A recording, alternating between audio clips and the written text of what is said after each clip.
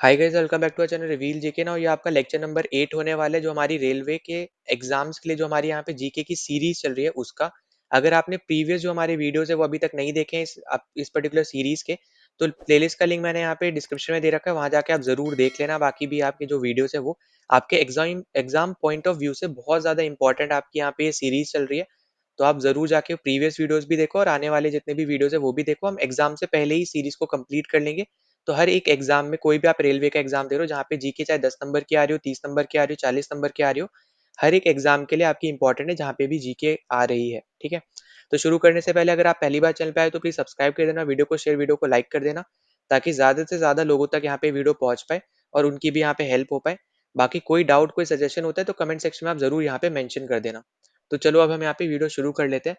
तो देखो, सबसे पहला क्वेश्चन आपको यहाँ पे देखने को मिल रहा है कि according to the Indian constitution prime minister shall be appointed by the. मतलब यहाँ पे बेसिकली ये पूछा जा रहा है कि इंडियन कॉन्स्टिट्यूशन के हिसाब से जो प्राइम मिनिस्टर है उनको कौन अपॉइंट करता है। ठीक है, तो आपको अगर यहाँ पे प्रेजेंट टाइम में यहाँ पे 2024 में जो आपके लोकसभा इलेक्शन भी हुए थे, अगर आपने वो देखा हो, वहाँ पे जो शपथ समारोह हुआ था जिसमें आपके नेबरिंग कंट्रीज हो गए या फिर जो फ्रेंडली कंट्रीज, मैं एक तरीके से बोलूंगा क्योंकि मॉरिशियस भी यहाँ पे आया था। ठीक है, मॉरिशियस के यहाँ पे जो यहाँ पे लीडर है वो भी आए थे। तो इसलिए यहाँ पे फ्रेंडली जो कंट्रीज है उनके भी यहाँ पे लीडर्स आए थे उस पर्टिकुलर आपके यहाँ पे शपथ समारोह में, जो पीएम मोदी का यहाँ पे हुआ था। तो आपको पता होना चाहिए कि वहाँ पे जो प्रेसिडेंट है वो बेसिकली यहाँ पे ओथ दिलवा रही थी पीएम को भी और काउंसिल ऑफ मिनिस्टर्स को भी। ठीक है, तो यहाँ पे हमेशा याद रखना कि जो पीएम है उनको ओथ हमेशा यहाँ पे, या फिर आप बोलो अपॉइंट जो यहाँ पे करते हैं, वो आपके होते हैं प्रेसिडेंट। अब प्रेसिडेंट ऐसा नहीं कि सिर्फ पीएम को ही अपॉइंट करेंगे। ठीक है, जो आपके काउंसिल ऑफ मिनिस्टर्स हैं इनको भी अपॉइंट करते हैं, ये आपको याद रखना है। इनके अलावा आपके जैसे गवर्नर हो गए, ठीक है, गवर्नर को अपॉइंट करते हैं। फिर ल्यूटेनेंट गवर्नर जो आपके यूटीज में होते हैं ना, उनको अपॉइंट करते हैं। और यूटीज में आपके कुछ एडमिनिस्ट्रेटर्स भी होते हैं। ठीक है, अब कुछ यूटीज में आपके एडमिनिस्ट्रेटर होते हैं और कुछ यूटी में आपके लेफ्टिनेंट गवर्नर होते हैं। अगर आपसे ये बोले कि किसकी पावर ज्यादा होती है, लेफ्टिनेंट गवर्नर की ज्यादा होती है या फिर एडमिनिस्ट्रेटर की ज्यादा होती है, तो आपका आंसर होगा यहाँ पे लेफ्टिनेंट गवर्नर की ज्यादा होती है। ठीक है, जैसे आपके दिल्ली के जो गवर्नर है बेसिकली वो यूटी है दिल्ली, तो इसलिए वो गवर्नर नहीं कहलाए जाएंगे, वो लेफ्टिनेंट गवर्नर कहलाए जाएंगे। ठीक है, वहीं पे एडमिनिस्ट्रेटर की अगर बात करें, जैसे लक्षद्वीप के हो गए या फिर चंडीगढ़ के हो गए, तो ये आपके एडमिनिस्ट्रेटर के अंदर काउंट होते हैं। ठीक है, तो इस तरीके से आपको यहाँ पे चीजें याद रखनी है। अब देखो, जो प्रेसिडेंट है वो आपकी जितनी भी आपकी कॉन्स्टिट्यूशनल बॉडी है, जैसे national commission for schedule caste है, national commission for backward classes हो गई, या फिर national commission for schedule tribe हो गई, तो इन सब के हेड को यहाँ पे अपॉइंट करती हैं। साथ ही साथ यूपीएससी के हेड को अपॉइंट करेंगी। फिर चीफ इलेक्शन कमिश्नर जो आपके रहते हैं यहाँ पे इलेक्शन कमिश्नर के, इलेक्शन कमीशन के, उनको अपॉइंट करती हैं। ये आपको याद रखना है। इसके अलावा फिर आपके यहाँ पे अटर्नी जनरल जो रहते हैं, जो बेसिकली हर एक कोर्ट में इंडियन गवर्नमेंट, जो आपकी यूनियन में जो गवर्नमेंट है यहाँ पे, उनको रिप्रेजेंट करते हैं यहाँ पे कोर्ट में, तो उनको भी अपॉइंट कौन करते हैं यहाँ पे, प्रेसिडेंट ही करते हैं। पर ऑब्वियस सी बात है, यहाँ पे रिकमेंडेशन किसका रहेगा, पीएम का रहेगा। ठीक है, तो ये चीजें बस आपको याद रखनी है। इसके अलावा यहाँ पे चीफ जस्टिस ऑफ इंडिया को रिकमेंड कौन करते हैं यहाँ पे, तो यहाँ मतलब अपॉइंट कौन करती है, तो अपॉइंट भी आपकी करती है प्रेसिडेंट। फिर सुप्रीम कोर्ट और हाई कोर्ट के जजेस को भी आपकी अपॉइंट कौन करती है यहाँ पे, प्रेसिडेंट ही करती है। फिर आपके यहाँ पे हाई कोर्ट के जो चीफ जस्टिस होते हैं इनको भी अपॉइंट कौन करता है, प्रेसिडेंट करती है। ठीक है, फिर जितने भी आपके यहाँ पे एम्बेसडर्स हैं, ठीक है, जितने भी आपके यहाँ पे एम्बेसडर्स हैं जो कि फॉरेन कंट्री में है, इंडिया को रिप्रेजेंट कर रहे हैं फॉरेन कंट्रीज में, तो उनको भी जो अपॉइंट करती हैं वो भी आपकी कौन रहती हैं, वो भी आपकी रहती है यहाँ पे प्रेसिडेंट। ठीक है, तो ये भी याद रखना, अम्बेसडर टू फॉरेन कंट्रीज जो है यहाँ पे इंडिया के, वो भी सब बेसिकली यहाँ पे अपॉइंट कौन करते हैं, यहाँ पे प्रेसिडेंट करती है। फिर इसके अलावा आप देखोगे यहाँ पे जो आपके कैग होते हैं, जो आपका आर्टिकल 148 है, तो उनको भी अपॉइंट आपकी प्रेसिडेंट करेंगी। फिर आर्टिकल 350 बी, जो कि आपको क्या बताता है, special officer for linguistic minority, special officer for linguistic minority जो है यहाँ पे बेसिकली इसका ऑफिस यहाँ पे बताया जाता है। तो यहाँ पे इनको भी जो अपॉइंट करते हैं वो आपकी रहती है यहाँ पे प्रेसिडेंट। ठीक है, यहाँ पे ये भी याद रखना कि जो इनके हेडक्वार्टर हैं वो आपको देखने को मिलते हैं यहाँ पे इलाहाबाद में, या फिर आप बोल सकते हो प्रयागराज। ठीक है, क्योंकि नाम बदल दिया है, तो यहाँ पे याद रख लेना प्रयागराज। ठीक है, तो इनके ऊपर अलग से क्वेश्चन कर लेंगे, अगर अभी तक नहीं किया, कर लिया है तो यहाँ पे आपको पहले से ही पता होगा। फिर इसके अलावा देखो, अब हम चलते हैं अपने अगले क्वेश्चन पे। इतने आपको एटलीस्ट यहाँ पे याद रख लेने, जो भी हमने यहाँ पे डिस्कस किया है प्रेसिडेंट से रिलेटेड, ये चीजें सब आपको यहाँ पे पता होनी चाहिए। ठीक है, ये आपसे यहाँ पे जनरली क्वेश्चन बनते भी हैं। अब जैसे आपको यहाँ पे एक चीज और बता दे रहा हूँ, आपको शायद मैंने पहले बता रखी होगी वैसे तो, पर यहाँ पे आपको पता होना चाहिए। जैसे आपकी एक है यहाँ पे प्रेसिडेंट, ठीक है, एक है आपके यहाँ पे वाइस प्रेसिडेंट और एक है आपके यहाँ पे सीजेआई। अब देखो हमेशा याद रखना, अगर प्रेसिडेंट कभी भी अपना रिजाइन देगा तो हमेशा वो वाइस प्रेसिडेंट को देता है। अगर वाइस प्रेसिडेंट का ऑफिस वेकेंट है तो उस केस में यहाँ पे वो चीफ जस्टिस ऑफ इंडिया को अपना रेजिग्नेशन देता है। ठीक है, तो यहाँ पे ये इंपॉर्टेंट है जो आपको याद रखना है। इसी सेम तरीके से जो वाइस प्रेसिडेंट होते हैं वो प्रेसिडेंट को रेजिग्नेशन देते हैं। पर अगर प्रेसिडेंट का ऑफिस वेकेंट है, ठीक है, मतलब यहाँ पे वाइस प्रेसिडेंट का ऑफिस और यहाँ पे प्रेसिडेंट का ऑफिस अगर मान लो यहाँ पे वेकेंट है, तो उस केस में यहाँ पे ये भी जो अपना रेजिग्नेशन है ये चीफ जस्टिस ऑफ इंडिया को देंगे। ठीक है, तो यहाँ पे ये वाला पॉइंट मैं आई होप कि पहले मैंने समझा रखा है, नहीं समझाया तो इसको यहाँ पे नोट डाउन कर लेना। ठीक है, अब चलते हैं अपने यहाँ पे अगले क्वेश्चन पे। तो देखो अगला क्वेश्चन हमसे यहाँ पे क्या बोल रहा है यहाँ पे कि who appoints the state commissioner election commissioner. ठीक है, अब देखो यहाँ पे हमने प्रेसिडेंट के बारे में बात करी ना, वहाँ पे जो चीफ इलेक्शन कमिश्नर है उनको अपॉइंट कौन करता है? प्रेसिडेंट। तो जो स्टेट में आपकी हाईएस्ट पोस्ट है वो आपकी रहती है गवर्नर की, अगर हम गवर्नमेंट के हिसाब से अगर हटा दे, क्योंकि आपको जैसे मैंने पहले ही बता रखा है, बहुत बार वापस बता दे रहा हूँ। तो जो पार्लियामेंट होता है ये आपका किस किस से बना हुआ होता है? ये आपका बना होता है लोकसभा से, राज्यसभा से और आपके यहाँ पे प्रेसिडेंट से। ठीक है, इसी सेम तरीके से जो आपका स्टेट लेजिस्लेचर होता है ये आपका बना होता है स्टेट लेजिस्लेटिव असेंबली से, स्टेट लेजिस्लेटिव काउंसिल से, प्लस आपका यहाँ पे गवर्नर से। और जो स्टेट लेजिस्लेटिव असेंबली की जगह जो आपका काउंसिल है ये बेसिकली आपकी सिर्फ और सिर्फ 6 स्टेट्स में प्रेजेंट है। तो हर एक स्टेट में ऐसा नहीं बोल सकते हैं कि इन तीनों से बनता है। कुछ स्टेट में आपका सिर्फ स्टेट लेजिस्लेटिव असेंबली और गवर्नर से बन जाता है आपका लेजिस्लेटिव, आपका यहाँ पे स्टेट लेजिस्लेचर। और कुछ में आपकी जो जहाँ पे भी प्रेजेंट है यहाँ पे काउंसिल जो है, अपर हाउस जो प्रेजेंट है, वहाँ पे तीनों को मिला के आपका स्टेट लेजिस्लेचर बनता है। ठीक है, तो ये हम यहाँ पे बहुत बार डिस्कस भी कर चुके हैं। अब यहाँ पे जो आपके जो क्वेश्चन बेसिकली पूछा जा रहा है कि स्टेट लेजिस आपके इलेक्शन कमिश्नर को कौन यहाँ पे अपॉइंट करता है, तो ये आपके अपॉइंट करते हैं गवर्नर। ठीक है, तो यहाँ पे पहला ऑप्शन यहाँ पे हो जाएगा करेक्ट। अब हमेशा याद रखना कि जो आपके स्टेट इलेक्शन कमिश्नर को अपॉइंट करेंगे, उसके बाद आपकी जो स्टेट पीएससी के जो हेड रहेंगे, मतलब जैसे यूपीएससी क्या है, यूनियन पब्लिक सर्विस कमीशन है, इसी तरीके से स्टेट पब्लिक सर्विस कमीशन होता है हर एक स्टेट का। तो उसको भी जो अपॉइंट करेंगे उनके हेड को, वो आपके करेंगे यहाँ पे गवर्नर। फिर सीएम को भी गवर्नर अपॉइंट करते हैं। इसके साथ साथ आपकी जो सीएम के काउंसिल ऑफ मिनिस्टर है, जो स्टेट के काउंसिल ऑफ मिनिस्टर्स होते हैं, उनको भी अपॉइंट कौन करता है? उस पर्टिकुलर स्टेट के गवर्नर करते हैं। ठीक है, फिर नेक्स्ट है आपका यहाँ पे एडवोकेट जनरल। अब जिस तरीके से आपका अटर्नी जनरल है, उसी सेम तरीके से आपके एडवोकेट जनरल भी होते हैं। बस फर्क क्या होता है, अटर्नी जनरल आपके रिप्रेजेंट करते हैं यूनियन गवर्नमेंट को, और एडवोकेट जनरल जो होते हैं ये आपके रिप्रेजेंट करते हैं यहाँ पे स्टेट गवर्नमेंट को। ठीक है, तो यहाँ पे बस इतनी चीज याद रखनी है, यहाँ पे इसलिए स्टेट वाले में है, इसलिए यहाँ पे इसको इनको जो अपॉइंट करेंगे वो कौन करेंगे? यहाँ पे गवर्नर करेंगे। फिर बाकी आपके जो डिस्ट्रिक्ट जजेस हैं इनको भी अपॉइंट कौन करेंगे? यहाँ पे जजेस आपके यहाँ पे जो रहते हैं उनको अपॉइंट करते हैं आपके गवर्नर, क्योंकि सुप्रीम कोर्ट और हाई कोर्ट आपकी हायर कोर्ट से, तो उनको अपॉइंट, उनके जजेस को, उनके चीफ जस्टिस को या फिर चीफ जस्टिस ऑफ इंडिया को अपॉइंट करते हैं यहाँ पे प्रेसिडेंट, और डिस्ट्रिक्ट जजेस वगैरह को अपॉइंट करते हैं आपके यहाँ पे गवर्नर। ठीक है, तो ये है आपका यहाँ पे इंपॉर्टेंट सी चीज।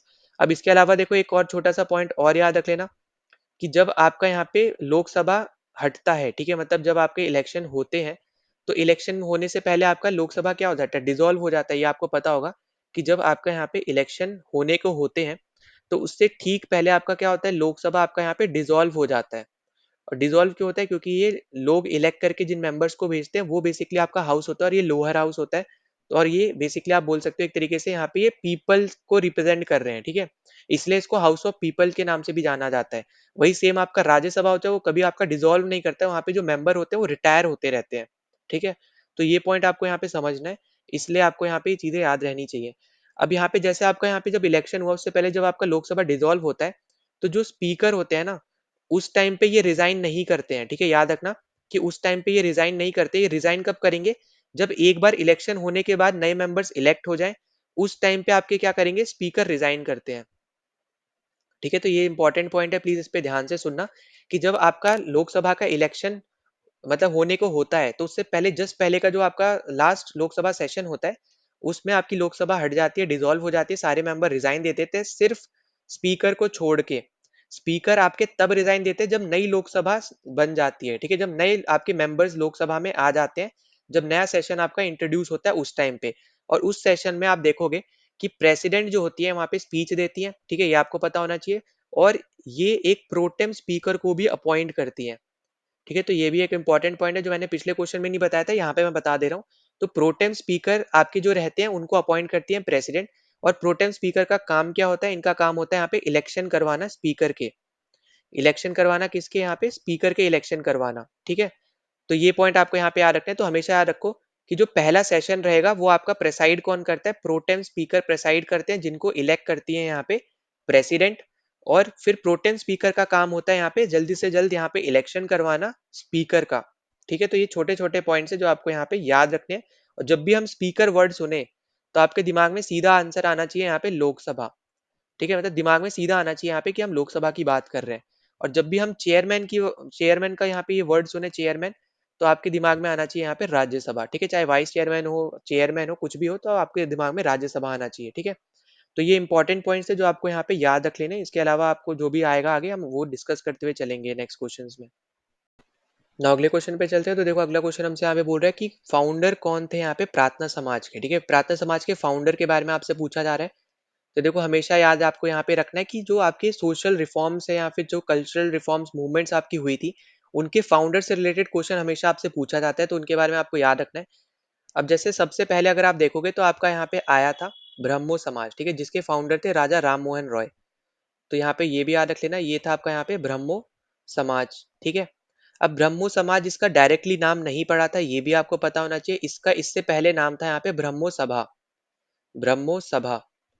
फिर ब्रह्मो सभा से बेसिकली यहाँ पे नाम बदल के इसका कर दिया था यहाँ पे ब्रह्मो समाज, अगस्त 1828 में, ठीक है। तो ये पॉइंट आपको यहाँ पे याद रखना है। इसके अलावा आपको और क्या याद रखना है कि जो आपके राजा राम मोहन रॉय हैं, तो इन्होंने ना सबसे पहले ब्रह्मो समाज नहीं बनाया था, इन्होंने सबसे पहले बनाई थी आत्म्य सभा, ठीक है। आत्म्य सभा इन्होंने सबसे पहले यहाँ पे बनाई थी, जिसको हम लोग किस नाम से जानते हैं इंग्लिश में अगर हम बात करें तो हम लोग इसको बोलते हैं society of friends, society of friends, ठीक है। तो ये आपको यहाँ पे याद रखना है। और ये बनाई थी इन्होंने 1815 में, ठीक है। तो ईयर के साथ आपको यहाँ पे चीजें याद रखनी है। अब देखो इनका यहाँ पे जो रोल था ना, ये था यहाँ पे कि सती को इन्होंने अपोज किया था, ठीक है। अपोज किया था किसको, यहाँ पे सती को। साथ ही साथ ये चाहते थे कि वेस्टर्न एजुकेशन यहाँ पे फैले, ठीक है। वेस्टर्न एजुकेशन को इन्होंने यहाँ पे सपोर्ट किया था, ये आपको यहाँ पे पता होना चाहिए। राजा राम मोहन रॉय की हम बात कर रहे हैं। फिर इसके ही अपोज में जो जो यहाँ पे टीचिंग यहाँ पे दी जा रही थी ना, मतलब सिर्फ यहाँ पे ये सब टीचिंग नहीं थी, इसके अलावा भी और भी जो यहाँ पे और भी जो टीचिंग थी, तो उनके अगेंस्ट यहाँ पे बेसिकली आप एक तरीके से समझ लो, आपके यहाँ पे जो राधाकांता देव है, इन्होंने एक समाज या फिर आप बोलो सभा यहाँ पे क्रिएट किया था, जिसका नाम था यहाँ पे धर्म सभा, धर्म सभा, ठीक है। तो सबसे पहले याद रखना कि ब्रह्मो समाज जो है यहाँ पे उसका नाम पहले ब्रह्मो सभा था। और इसमें बेसिकली जो आपके राजा राम मोहन रॉय हैं, ये मानते थे मोनोथिज्म में, ठीक है। मतलब यहाँ पे एक ही भगवान है, मतलब फॉर्म्स नहीं है भगवान की, सिर्फ एक ही भगवान है आपके, ठीक है। तो ये उसमें मानते थे। अब यहाँ पे जैसे हमने डिस्कस किया कि जो जो यहाँ पे सिखाया जा रहा था या फिर बताया जा रहा था, जो भी आपके यहाँ पे फिलोसफर जो आप बोलते हो ना कि एक तरीके से जो हम एक तरीके से आप बोल सकते हैं सिंपल टर्म पे कि मॉरल वैल्यूज जो थी, या फिर एक टर्म्स में आप बोलो कि मॉरल आइडियाज जो यहाँ पे बताए जा रहे थे यहाँ पे राजा राम मोहन रॉय के द्वारा या फिर उनके जो फॉलोअर्स है उनके द्वारा इस पर्टिकुलर ब्रह्मो समाज के अंदर, तो उसको काउंटर करने के लिए राधाकांत देव ने धर्म सभा बनाई थी, ठीक है। तो यहाँ पे ये भी याद रखना, किसको काउंटर करने के लिए बनाई थी, काउंटर करने के लिए बनाई थी यहाँ पे ब्रह्मो समाज को, ठीक है। तो ये भी आपके लिए इंपॉर्टेंट है, यहाँ से भी क्वेश्चन बन सकता है, ठीक है। तो ये आपका हो गया। इसके अलावा देखो आपको और क्या याद रखना है कि जो आपका ब्रह्मो समाज है ना, इसके अलग अलग आपके यहाँ पे टुकड़े थे। जैसे फॉर एग्जाम्पल इस एक का यहाँ पे नाम था आदि ब्रह्मो समाज, ठीक है, आदि ब्रह्मो समाज। इसके फाउंडर अगर आपसे पूछे कौन थे, तो इसके फाउंडर थे यहाँ पे देवेंद्र नाथ टैगोर, ठीक है। ये थे यहाँ पे इसके फाउंडर। फिर एक आपका यहाँ पे बनाया था केशव चंद्र सेन के जो यहाँ पे स्टूडेंट्स थे, ठीक है। यहाँ पे या पहले तो ये नाम याद रख लेना, केशव चंद्र सेन। तो इनके ना कुछ आपके स्टूडेंट्स हुआ करते थे, उन्होंने यहाँ पे बना, इनके स्टूडेंट्स कौन थे पहले वो देख लेते हैं। तो वो है आपके जैसे आनंद मोहन बोस, आनंद मोहन बोस हो गए। फिर इसके अलावा आपके जैसे यहाँ पे शिव चंद्र देव हो गए, शिव चंद्र देव हो गए। फिर आपके यहाँ पे उमेश चंद्र दत्ता हो गए, उमेश चंद्र दत्ता, ठीक है। तो ये कौन थे यहाँ पे, ये सब थे यहाँ पे इनके फॉलोअर्स या फिर आप इनको ही बोल सकते हो स्टूडेंट्स, ठीक है। ये सब कौन है यहाँ पे, ये हैं आपकी इनके स्टूडेंट्स। तो इन्होंने ना एक समाज बनाया था ब्रह्मो समाज के अंदर ही आप एक तरीके से बोलो, इसका नाम था साधारण ब्रह्मो समाज, साधारण ब्रह्मो समाज, ठीक है। तो यहाँ पे ये दोनों नाम आपको यहाँ पे याद रख लेने हैं। ब्रह्मो समाज के एक तरीके से यहाँ पे ये पार्ट थे या फिर आप बोल सकते हो टुकड़े थे, ठीक है। अब उसके बाद देखो यहाँ पे आता है प्रार्थना समाज, जिसके फाउंडर थे यहाँ पे आत्मारंग पांडुरंग, और इसमें केशव चंद्र सेन ने यहाँ पे हेल्प करी थी, तो ये भी याद रखना। हेल्प करी थी किसने यहाँ पे? केशव चंद्र सेन ने हेल्प करी थी यहाँ पे आत्मारंग पांडुरंग की प्रार्थना समाज बनाने में। ठीक है, तो यहाँ पे ये तीनों चीजें आपको यहाँ पे याद रख लेनी इंपॉर्टेंट है, तो आपसे कुछ भी यहाँ पे पूछा जा सकता है। इसके अलावा आपको ये भी याद रखना कि जो यहाँ पे ये प्रार्थना समाज है, ये आपका बेसिकली महाराष्ट्र में बना है। ठीक है, ये आपका कहाँ बना है? ये आपका बना है यहाँ पे महाराष्ट्र, या फिर आप बोलो बॉम्बे। ठीक है, तो ये आपका बॉम्बे में बना है, या फिर आप बोल सकते हो यहाँ पे महाराष्ट्र। तो ईयर भी आपसे पूछता है, ईयर भी याद रखो, ये है आपका यहाँ पे 1867। और बाकी आपको यहाँ पे ये दो चीज जो है यहाँ पे, ये आपको यहाँ पे याद रख लेने जो इंपॉर्टेंट है। ठीक है, फिर जो आपका साधारण ब्रह्मो समाज है, ये 1878 में बना है आपके। और जो आपका आदि ब्रह्मो समाज है, ये आपका 1866 में बना है। तो ये जितनी भी आपकी इंपॉर्टेंट चीजें जो आपको यहाँ पे मैं लिखवा रहा हूँ, तो प्लीज इसका यहाँ पे जरूर इसको नोट डाउन कर लेना, इससे रिलेटेड आपको क्वेश्चन पूछे जाएंगे। ठीक है, और ये जो आपका है यहाँ पे जो हमने राजा राम मोहन रॉय के ब्रह्मो समाज की बात करी है, तो ये आपको देखने को मिलेगा यहाँ पे बंगाल में। ठीक है, तो ये आपको कहाँ देखने को मिलेगा? ये जो आपका ब्रह्मो समाज है, ये आपको देखने को मिलेगा यहाँ पे बंगाल वाले प्रोविंस में। ठीक है, तो क्योंकि तीन आपको पता होगा यहाँ पे ब्रिटिशर्स के तीन मेजर आपकी प्रोविंस थी, एक थी बंगाल, एक मद्रास और एक आपकी बॉम्बे। ठीक है, तो यहाँ पे तीनों में ही ज्यादातर चीजें आपको देखने को मिलेंगी। अब जो यहाँ पे प्रार्थना समाज है ना, इसमें सबसे बड़े जो लीडर आप बोल सकते हो, जिसकी वजह से यहाँ पे प्रार्थना समाज न्यूज में भी था, या फिर आप बोलो फेमस था, वो थे यहाँ पे एम जी रानाडे। ठीक है, एम जी रानाडे यहाँ पे जो फेमस पर्सनालिटी है, बेसिकली यहाँ पे वो इस पर्टिकुलर समाज से यहाँ पे रिलेट थे, तो इसलिए यहाँ पे ये फेमस भी था। अब यहाँ पे हमारे पास एक पेज है, तो हम थोड़े और यहाँ पे डिस्कस कर लेते हैं जो आपके यहाँ पे चीजें थी उनको। अब इसके बाद हमें यहाँ पे देखने को मिलता है सत्य शोधक समाज। सत्य शोधक समाज। अब जो आपका यहाँ पे ये सत्य शोधक समाज है, ये बेसिकली बनाया था ज्योतिराव फुल्ले ने। ठीक है, फाउंडर अगर आपसे बोले तो यहाँ पे फाउंडर का आपको यहाँ पे नाम पता होना चाहिए, जो कि एक प्रोफेशन से अगर आप बोलोगे तो माली थे। और ये बनाया था इन्होंने यहाँ पे पुणे में 1873 में। ठीक है, ईयर के साथ आपको चीजें याद रहनी चाहिए, जो आपसे पूछा भी जा सकता है। अब देखो ज्योतिराव फुले की ना यहाँ पे दो वर्क हैं जो बहुत ज्यादा फेमस है, जिनके ऊपर क्वेश्चन भी कभी कभी बन जाते हैं। तो दोनों वर्क याद रख लेना, एक है आपका यहाँ पे गुलामगिरी, एक है यहाँ पे इनके वर्क का नाम है, या फिर बोलो बुक का नाम है एक तरीके से, वो है गुलाम गिरी। और दूसरे का यहाँ पे नाम क्या है? यहाँ पे दूसरा नाम है यहाँ पे सार्वजनिक सार्वजनिक सत्य धर्मा। ठीक है, यहाँ पे ये दो बेसिकली आप यहाँ पे ये दोनों वर्क आपको यहाँ पे याद रख लेने, जो कि ज्योतिराव फुले के हैं। तो ये इंपॉर्टेंट है, प्लीज इसका यहाँ पे नोट डाउन कर लेना, यहाँ पे आपसे क्वेश्चन इनके ऊपर बन सकता है जरूर। ठीक है, अब इसके अलावा देखोगे आप, तो यहाँ पे जो इंपॉर्टेंट आपका एक और समाज था, उनके बारे में अगर हम डिस्कस करते हैं, तो वो आपका आ जाता है यहाँ पे आर्य समाज। तो यहाँ पे हम वो भी डिस्कस कर लेते हैं। तो नेक्स्ट हमारे पास यहाँ पे आर्य समाज। ठीक है, अब आर्य समाज के जो फाउंडर थे, जो आपको ऑप्शन में दे रखे थे, वो थे आपके दयानंद सरस्वती। दयानंद सरस्वती। ठीक है, अब यहाँ पे इनका ना एक फेमस आप बोल सकते हो यहाँ पे स्लोगन था। स्लोगन आपको पता होना चाहिए, इनके ऊपर क्वेश्चन भी बन रखा है कि यहाँ पे ये स्लोगन किसका है। तो इनका स्लोगन था back to the Vedas. Back to the Vedas. ठीक है, तो यहाँ पे ये भी आपको यहाँ पे याद रख लेना है। फिर इसके अलावा यहाँ पे आप देखोगे कि यहाँ पे जो आर्य समाज को लोग फॉलो करते थे, ये बिलीव रखते थे यहाँ पे कर्मा में बिलीव रखते थे, और री इनकारनेशन में बिलीव रखते थे। ठीक है, मैं यहाँ पे क्यों बता रहा हूँ, क्योंकि इसके रिलेटेड आपको क्वेश्चन पूछा गया है पहले भी। तो यहाँ पे बहुत सारे क्वेश्चन को मैं इसी क्वेश्चन में सम अप कर दे रहा हूँ। ठीक है, अगर आपको लग रहा हो कि सिर्फ 10 क्वेश्चन 15 क्वेश्चन हम वीडियो में कर रहे हैं, पर रियलिटी में हम उससे ज्यादा ही क्वेश्चन कर रहे हैं। ठीक है, तो यहाँ पे याद रखना है, इनमें यहाँ पे जो भी यहाँ पे फॉलो करते थे, वो बिलीव रखते थे कर्मा और री इनकारनेशन में। ठीक है, फिर इस पर्टिकुलर समाज के अंदर यहाँ पे एज वगैरह यहाँ पे सेट करी गई थी यहाँ पे शादी के लिए। ठीक है, मैरिज वगैरह के लिए यहाँ पे एजेस वगैरह यहाँ पे सेट करी गई थी यहाँ पे मेल फीमेल की। तो याद रखना, बॉय की जो एज है वो रखी गई थी यहाँ पे 25 ईयर्स, और जो गर्ल की एज है यहाँ पे रखी गई थी 16 ईयर्स। तो ये आपको यहाँ पे बस इतना चीजें यहाँ पे याद रख लेनी है। इसके अलावा आप देखोगे तो यहाँ पे एक और आपका समाज था यहाँ पे, पर वो इतना ज्यादा यहाँ पे फेमस नहीं था, पर हो सकता है आपसे पूछ ले। तो वो था आपका यहाँ पे देव समाज, जो कि यहाँ पे बनाया था शिव नारायण अग्निहोत्री ने। शिव नारायण अग्निहोत्री। ठीक है, तो अगर आपसे यहाँ पे ये पूछता है, तो ये भी अब आपको यहाँ पे फाउंडर पता होने चाहिए। और ये बनाया था यहाँ पे इन्होंने 1887 में लाहौर में। ठीक है, तो ये ईयर और यहाँ पे जगह वगैरह यहाँ पे आपको इनके बारे में थोड़ा आइडिया पता होना चाहिए। और यहाँ पे देखो ज्यादातर जो समाज है ना, यहाँ पे वही डिस्कस करते हैं कि यहाँ पे वुमेन एजुकेशन पे फोकस कर रहा है, या फिर आप बोलो कि चाइल्ड मैरिज के अगेंस्ट है, फिर सती जो आपकी प्रथा है इसके अगेंस्ट है, साथ ही साथ जो आपकी विडो री मैरिज है उसके 7 हैं, ठीक है? तो ये हर एक में आप देखोगे ना, तो ये चीज़ें यहाँ पे आप देखोगे कॉमन है ज़्यादा से ज़्यादा। अब यहाँ पे हमने सारे समाज वगैरह डिस्कस किए, पर ऐसा नहीं है कि सिर्फ़ इतनी ही सोशल रिफ़ॉर्म मूवमेंट है या फिर आपकी कल्चरल रिफ़ॉर्म मूवमेंट है, और भी आपकी मूवमेंट्स हैं, वो हम धीरे-धीरे आगे आने वाले क्वेश्चन्स में डिस्कस करते रहेंगे। नाउ अगले क्वेश्चन पे चलते हैं। तो अगला देखो क्वेश्चन हमसे यहाँ पे पूछा जा रहा है कि इंडिया की सबसे लॉन्गेस्ट रिवर का हमसे यहाँ पे नाम पूछ रहा है, जो कि किसी भी सी में जाके नहीं मिलती है, ठीक है? अब जैसे आपको यहाँ पे पता है कि आपका जो सदर्न हिस्सा है, ठीक है, इंडिया का, कुछ इस तरीके से आपको देखने को मिलता है। तो यहाँ पे आपकी बे ऑफ बंगाल, ठीक, और इधर आपको देखने को मिलता है अरेबियन सी। तो ये जो आपके दो सी यहाँ पे लग रहे हैं, इनमें से किसी में भी जाके आपकी वो जो रिवर है वो यहाँ पे नहीं मिलती है, यही बस आपसे पूछा जा रहा है। तो यहाँ पे अपना करेक्ट आंसर हो जाएगा यहाँ पे सेकंड ऑप्शन, यमुना। क्योंकि देखो गंगा तो आपकी यहाँ पे बांग्लादेश से होती हुई बे ऑफ बंगाल में मिल जाती है। ताप्ती रिवर आपकी अरेबियन सी में मिल जाती है, क्योंकि आपकी जैसे ताप्ती रिवर है, ठीक है? अब जैसे यहाँ पे भी ये टॉपिक आपका अलग क्वेश्चन में हम कवर करेंगे, वेस्ट फ्लोइंग और ईस्ट फ्लोइंग, और उससे क्या क्या चीजें बनती है जो भी। तो हम आगे आने वाले आपके जो क्वेश्चन है उसमें हम अच्छे से डिस्कस करेंगे, पर अभी के लिए बस इतना याद रखो कि एग्जाम्पल के तौर पे आपको बस दो रिवर यहाँ पे सबसे ज्यादा जो पूछता है, ठीक है, वो आपको यहाँ पे याद रखनी है। एक है आपकी ताप्ती रिवर, एक है आपकी यहाँ पे नर्मदा रिवर, जो कि आपकी दोनों वेस्ट फ्लोइंग होती है। West flowing in the sense ये दोनों आपकी अरेबियन सी में जाके मिलेंगी, ठीक है? जितनी भी आपकी ईस्ट फ्लोइंग होती है, ये सब आपकी बे ऑफ बंगाल में जाके मिलती है, ठीक है? तो बस इतनी चीज आपको यहाँ पे याद रखनी है।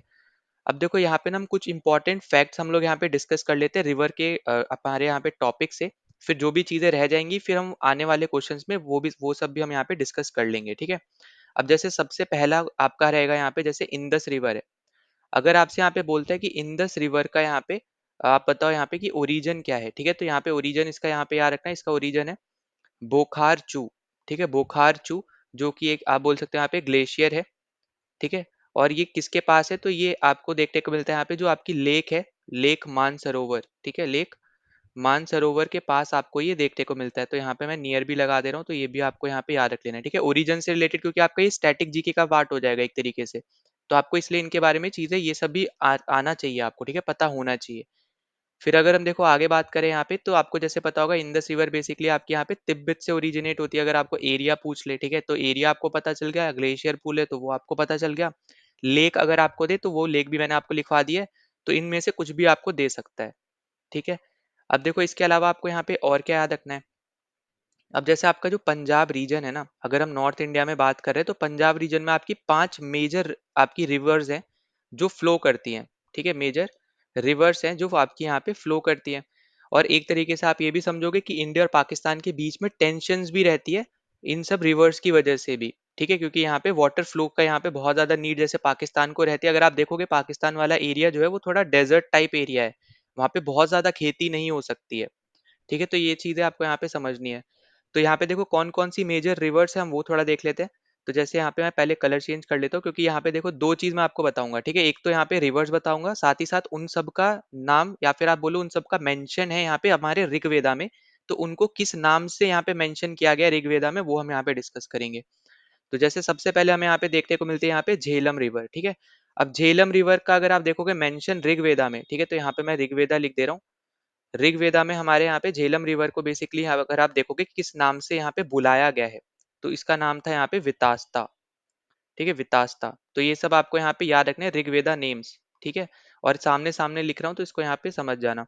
फिर जैसे आपकी यहाँ पे इंडस मैंने बोली थी, ठीक है, तो इंडस भी आपके यहाँ पे मेंशन है और इसको हम बोलते हैं यहाँ पे सिंधु, ठीक है? इसलिए आपने यहाँ पे जैसे सुन रखा होगा ना इंडस वैली सिविलाइजेशन, तो हम लोग यहाँ पे सिंधु सभ्यता के नाम से भी इस तरीके से हम बोलते हैं, ठीक है? अगर आप हिंदी वर्जन के तौर पे देखोगे तो बेसिकली वो यहाँ से ही आया एक तरीके से नाम। उसके अलावा आपको पता होगा हड़प्पा सिविलाइजेशन, क्योंकि पहली जो है हमारी साइट थी वो हड़प्पा ही यहाँ पे एक्सकेवेट हुई थी, तो इसलिए उसका नाम हड़प्पा सिविलाइजेशन भी हम लोग बोलते हैं, ठीक है? तो ये आपका हो गया यहाँ पे दूसरी रिवर। तीसरी आपको यहाँ पे देखने को मिलेगी यहाँ पे चेनाब।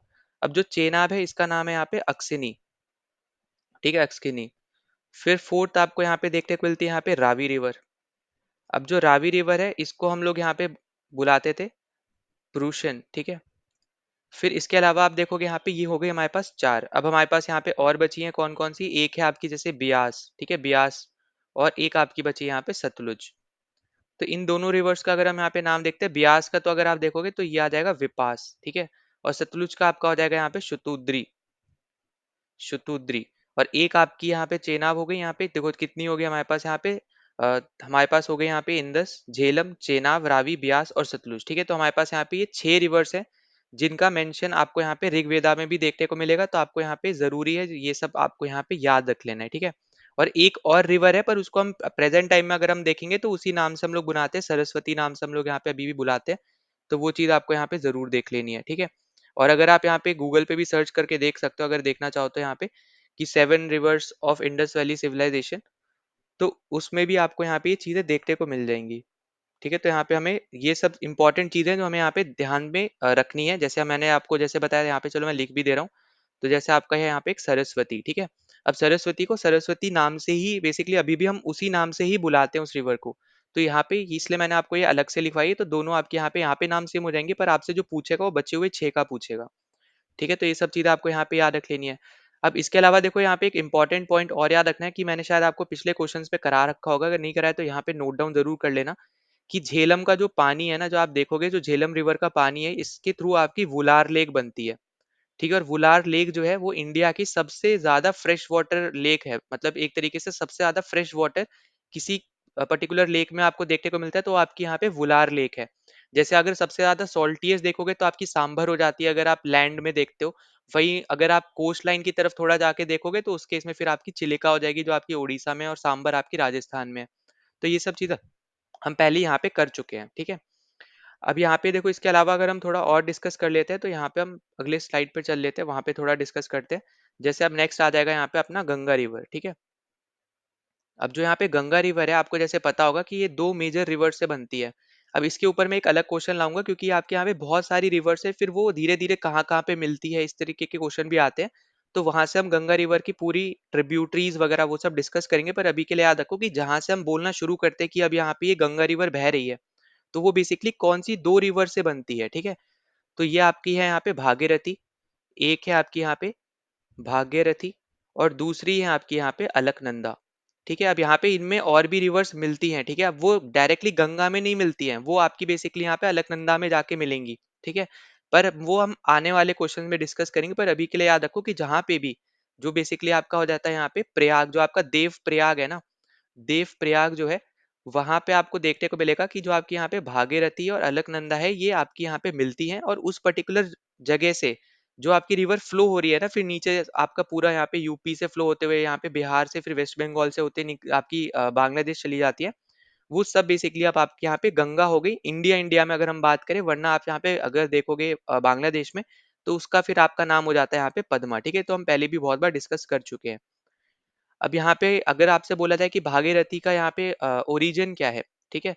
तो ओरिजिन याद रख लेना, ओरिजिन है यहाँ पे गंगोत्री ग्लेशियर, गंगोत्री ग्लेशियर, ठीक है? वहीं पे अलकनंदा का अगर आपसे पूछे, तो अलकनंदा का है यहाँ पे सतोपंथ ग्लेशियर, सतोपंथ ग्लेशियर, ठीक है? तो ये आपके हो गए यहाँ पे इंपॉर्टेंट चीज है। इसके अलावा देखो, यहाँ पे भागीरथी पे ना एक फेमस डैम भी है, जिसके ऊपर कभी कभी आपसे यहाँ पे पूछ लेता है, तो यहाँ पे याद रख लेना, ये आपका यहाँ पे तेहरी डैम, ठीक है? तेहरी डैम, और ये इंडिया का हाईएस्ट डैम है, ठीक है? हाईएस्ट डैम है, तो ये भी पॉइंट आपको यहाँ पे याद रख लेना है।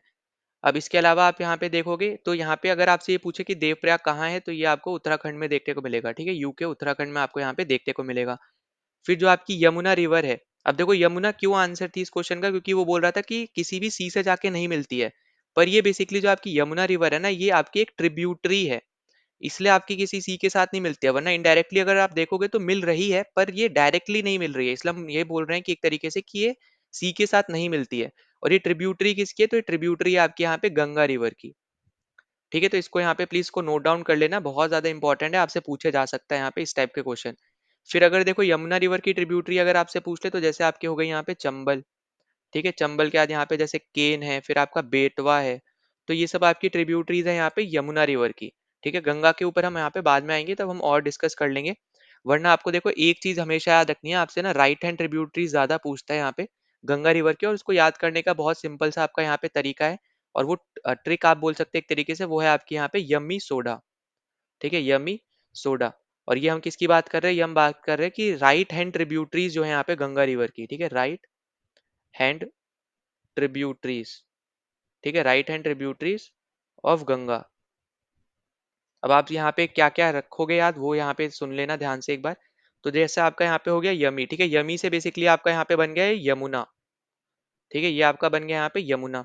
अब यहाँ पे ये सोन आपका बन गया यहाँ पे सो से, ठीक है, सोडा के सोन से आपका बन गया, मतलब सो बन गया आपका सोन। फिर जो आपका यहाँ पे डा दे रखा है ना, बेसिकली ये है आपकी यहाँ पे दामोदर।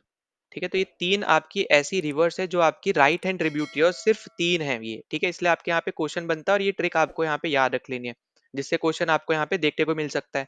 बाकी तो देखो गंगा रिवर पे आपको मैंने पहले ही बता रखा है, यहाँ पे नेशनल वाटरवे मतलब आपका यहाँ पे 1 रहता है, ये हमें पता है। फिर जो 2 वाला है वो आपका ब्रह्मपुत्र रिवर पे रहता है, वो हमें यहाँ पे पता है कि इसके बारे में हमने पहले भी यहाँ पे डिस्कशन कर रखा है, डिस्कशन वगैरह। ठीक है।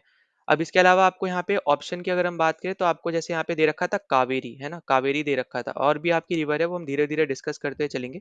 तो देखो कावेरी को ना कभी कभी आपको कुछ इस स्पेलिंग में भी आपको लिखा हुआ मिल सकता है, ठीक है, तो यहाँ पे दोनों सेम ही रिवर है, तो यहाँ पे प्लीज कंफ्यूज मत हो जाना। ठीक। फिर इसके अलावा आप यहाँ पे इसका ओरिजिन भी जरूर इसको नोट डाउन कर लेना, वो आपका हो जाएगा यहाँ पे वेस्टर्न घाट्स, वेस्टर्न घाट्स, ठीक है, और कर्नाटका रीजन, वेस्टर्न घाट्स में वो भी कर्नाटका रीजन वाले वेस्टर्न घाट्स, ठीक है। तो ये आपका हो जाएगा, इसमें आपको दो बेसिकली डैम्स देखने को मिलेंगे यहाँ पे इसके ऊपर, एक है आपका यहाँ पे मित्तूर डैम, और एक आपका जो सबसे ज्यादा फेमस है, जिसके ऊपर ज्यादातर क्वेश्चन भी यहाँ पे आ रखा है पहले भी, तो वो है आपका यहाँ पे कृष्ण राजा सागर डैम। ठीक है, तो ये भी आपको यहाँ पे याद रख लेना है।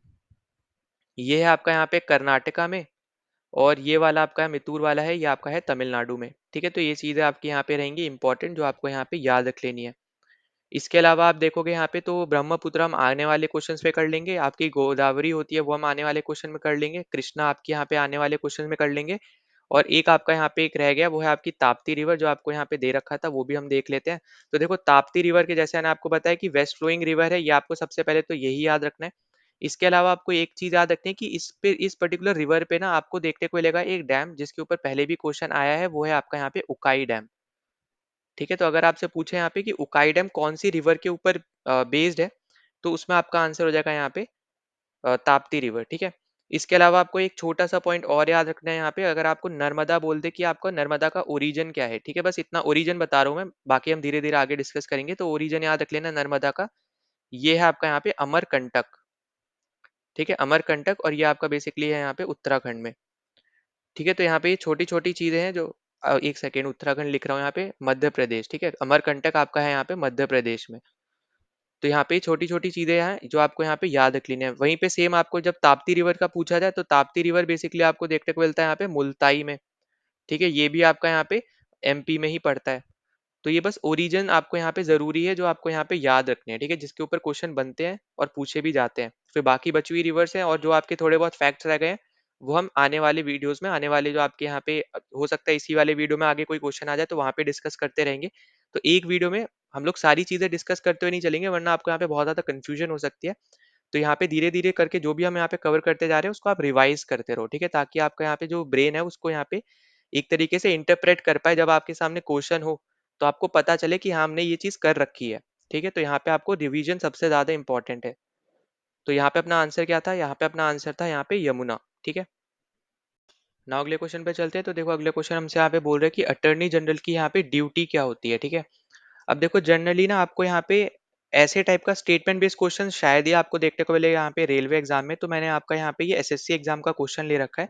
पर क्योंकि इसको इसके थ्रू मुझे आपको यहाँ पे अटर्नी जनरल यहाँ पे बताना था कि है क्या, क्या होता है इसमें, बेसिकली क्या चीजें यहाँ पे इंपॉर्टेंट है जो आपको जाननी चाहिए, साथ ही साथ अटर्नी जनरल के साथ साथ एडवोकेट जनरल भी हम यहाँ पे इस क्वेश्चन के साथ डिस्कस करेंगे। ठीक है, तो देखो सबसे पहली चीज कि यहाँ पे आपसे ड्यूटी पूछी जा रही है, तो हमेशा यहाँ पे याद रखना, पहले आपको यहाँ पे इसका आर्टिकल बता दे रहा हूँ, तो आर्टिकल है यहाँ पे 76। ठीक है, तो कभी भी आपको यहाँ पे स्टैटिक बेस्ड कभी भी क्वेश्चन पूछा जाए कि अटर्नी जनरल ऑफ इंडिया कौन से आर्टिकल में यहाँ पे मेंशन है, तो ये आपका है यहाँ पे आर्टिकल 76।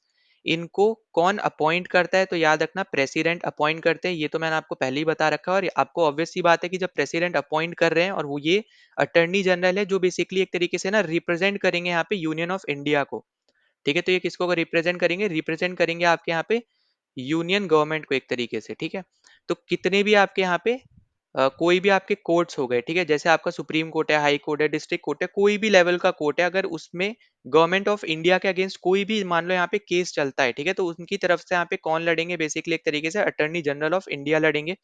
ये एक आपकी टेम्पररी पोस्ट होती है। ठीक है, मतलब यहाँ पे कहने का क्या है कि यहाँ पे जो भी अटर्नी जनरल बना है, वो परमानेंट नहीं है। जैसी ही आपकी गवर्नमेंट गिरेगी, तो आपके अटर्नी जनरल भी ऑटोमेटिकली खुद रिमूव हो जाएंगे। ठीक है, फिर जैसे ही मान लो यहाँ पे कोई दूसरे पार्टी की गवर्नमेंट आ जाती है, तो उनके अकॉर्डिंग उनके लिए कौन सा वकील सही रहेगा, इस तरीके से आप खुद सोचते हो ना। अगर मान लो यहाँ पे कोई केस वगैरह चल रहा है किसी का, तो वो बंदा अपने हिसाब से देखेगा ना कि यहाँ पे ये इंसान जो है, ये पर्टिकुलर जो आपका यहाँ पे वकील है, ये ज्यादा एक तरीके से समझ लो मैच्योर्ड है, ज्यादा उसको ज्यादा नॉलेज है एक तरीके से इस पर्टिकुलर आपके यहाँ पे कंडीशंस की, जो भी यहाँ पे उस टाइम पे केस चल रहा होगा। तो इसी तरीके से यहाँ पे गवर्नमेंट भी ये सब चीजें यहाँ पे देख के यहाँ पे अपना अटर्नी जनरल यहाँ पे इलेक्ट करती है, ठीक है। अब यहाँ पे इलेक्ट करती है मतलब इन द सेंस कि यहाँ पे एक तरीके से प्रेसिडेंट को रिकमेंड करती है और फिर प्रेसिडेंट यहाँ पे अपॉइंट करते हैं, ठीक है। तो याद रखना ये एक आपके टेम्पररी है, याद साथ साथ आप ये वर्ड भी याद रख सकते हो कि यहाँ पे ये पार्ट टाइम जॉब कर रहे हैं, ठीक है। इसके अलावा आपको याद रखना है कि ये आपके हाईएस्ट लॉ ऑफिसर हैं इंडिया के, हाईएस्ट लॉ ऑफिसर है यहाँ पे। अगर आपसे पूछे कौन है हाईएस्ट लॉ ऑफिसर, तो वो सीजेआई नहीं है, ठीक है, chief justice of India law officer नहीं है वो, ठीक है। यहाँ पे इंडियन गवर्नमेंट को जो रिप्रेजेंट कर रहा है, बेसिकली यहाँ पे यूनियन गवर्नमेंट को जो रिप्रेजेंट कर रहा है, वो आपके रहेंगे यहाँ पे हाईएस्ट लॉ ऑफिसर, ठीक है। वो तो आपकी जुडिशरी को रिप्रेजेंट कर रहे हैं, वो तो आपके अलग ही ब्रांच हो गई है ना, लेजिस्लेटिव जुडिशरी आपका, वो तो अलग, दोनों अलग अलग आते हैं। तो ये चीजें आपको यहाँ पे याद रखनी है। इसके अलावा देखो आपको ये याद रखना है कि जब आपका जो भी इंसान अटर्नी जनरल बना है, ठीक है, जब तक वो अटर्नी जनरल की पोजीशन होल्ड करके रखा है, भले वो पार्ट टाइम ही कर रहा है या फिर टेम्पररी ही कर रहा है, ठीक है, टेम्पररी बेसिस पे ही कर रहा है, पर वो एटलीस्ट यहाँ पे गवर्नमेंट ऑफ इंडिया को रिप्रेजेंट कर रहा है। तो जब तक यहाँ पे वो अटर्नी जनरल है, तब तक वो कोई भी क्रिमिनल केस नहीं लड़ सकता है, ठीक है। तो ये चीज आपको यहाँ पे याद रखनी है कि जब तक वो अटर्नी जनरल है, तब तक वो किसी भी क्रिमिनल का केस नहीं लड़ सकता है। अब क्योंकि यहाँ पे ये टेम्पररी पोस्ट है, तो इनको यहाँ पे ये भी छूट दी गई है कि ये किसी लोकल इंसान की या फिर मान लो कोई बिजनेसमैन की, किसी का भी यहाँ पे ये केस लड़ सकते हैं, ठीक है। इनको ये छूट दी गई है क्योंकि ये एक पार्ट टाइम जॉब है, ठीक है। जब इंडियन गवर्नमेंट को यहाँ पे जरूरत पड़ेगी, तब वो यहाँ पे इनको बुलाएंगे अपने केस के लिए। पर जब इनको जरूरत नहीं है, तो यहाँ पे ये टाइम वेस्ट नहीं करेंगे, ठीक है, उनका यहाँ पे अटर्नी जनरल का। तो एक तरीके से आप ऐसा समझो कि जब तक वो यहाँ पे अटर्नी जनरल है, तब तक यहाँ पे उनको ये बोला गया कि आप क्रिमिनल केसेस नहीं लड़ सकते हो, बाकी आप कोई भी केस लड़ सकते हो, ठीक है, बस क्रिमिनल का केस नहीं लड़ सकते हो। तो यहाँ पे ये चीज याद रखना कि रेस्ट आपके सारे केस आप लड़ सकते हो, बाकी क्रिमिनल केसेस को छोड़ के, ठीक है, पहली चीज।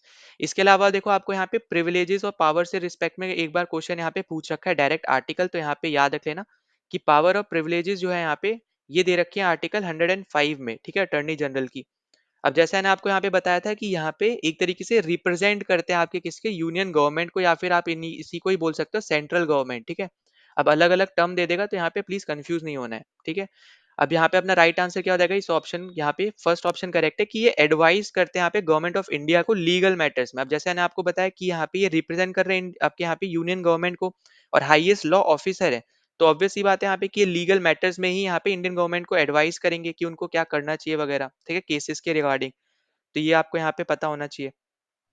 अब उसका देखो यहाँ पे इंपॉर्टेंट चीज क्या है इनके साथ साथ, और कि मान लेते हैं जैसे मैंने आपको पहले बोला था कि आपकी गवर्नमेंट रिजाइन दे देती है, ठीक है। अभी मान लो यहाँ पे किसी की भी गवर्नमेंट है, अगर वो यहाँ पे रिजाइन देती है, तो साथ ही साथ में ना जो आपके अटर्नी जनरल है, ये भी क्या कर देंगे, यहाँ पे उसी टाइम पे रिजाइन दे देंगे, ठीक है। क्योंकि इनको उस पर्टिकुलर गवर्नमेंट, जो भी आपके पार्टी की उस टाइम पे गवर्नमेंट चल रही है, उस गवर्नमेंट ने यहाँ पे इनको रिकमेंड किया है, फिर प्रेसिडेंट ने इनको अपॉइंट किया है। ये आने वाली जो आपकी गवर्नमेंट है किसी दूसरे पार्टी की अगर वो है, तो उसके लिए यहाँ पे ये नहीं रहेंगे, ठीक है। उनके लिए उनके अकॉर्डिंग जो भी सही रहेगा, वो अपने अकॉर्डिंग एक अटर्नी जनरल रिकमेंड कर सकते हैं।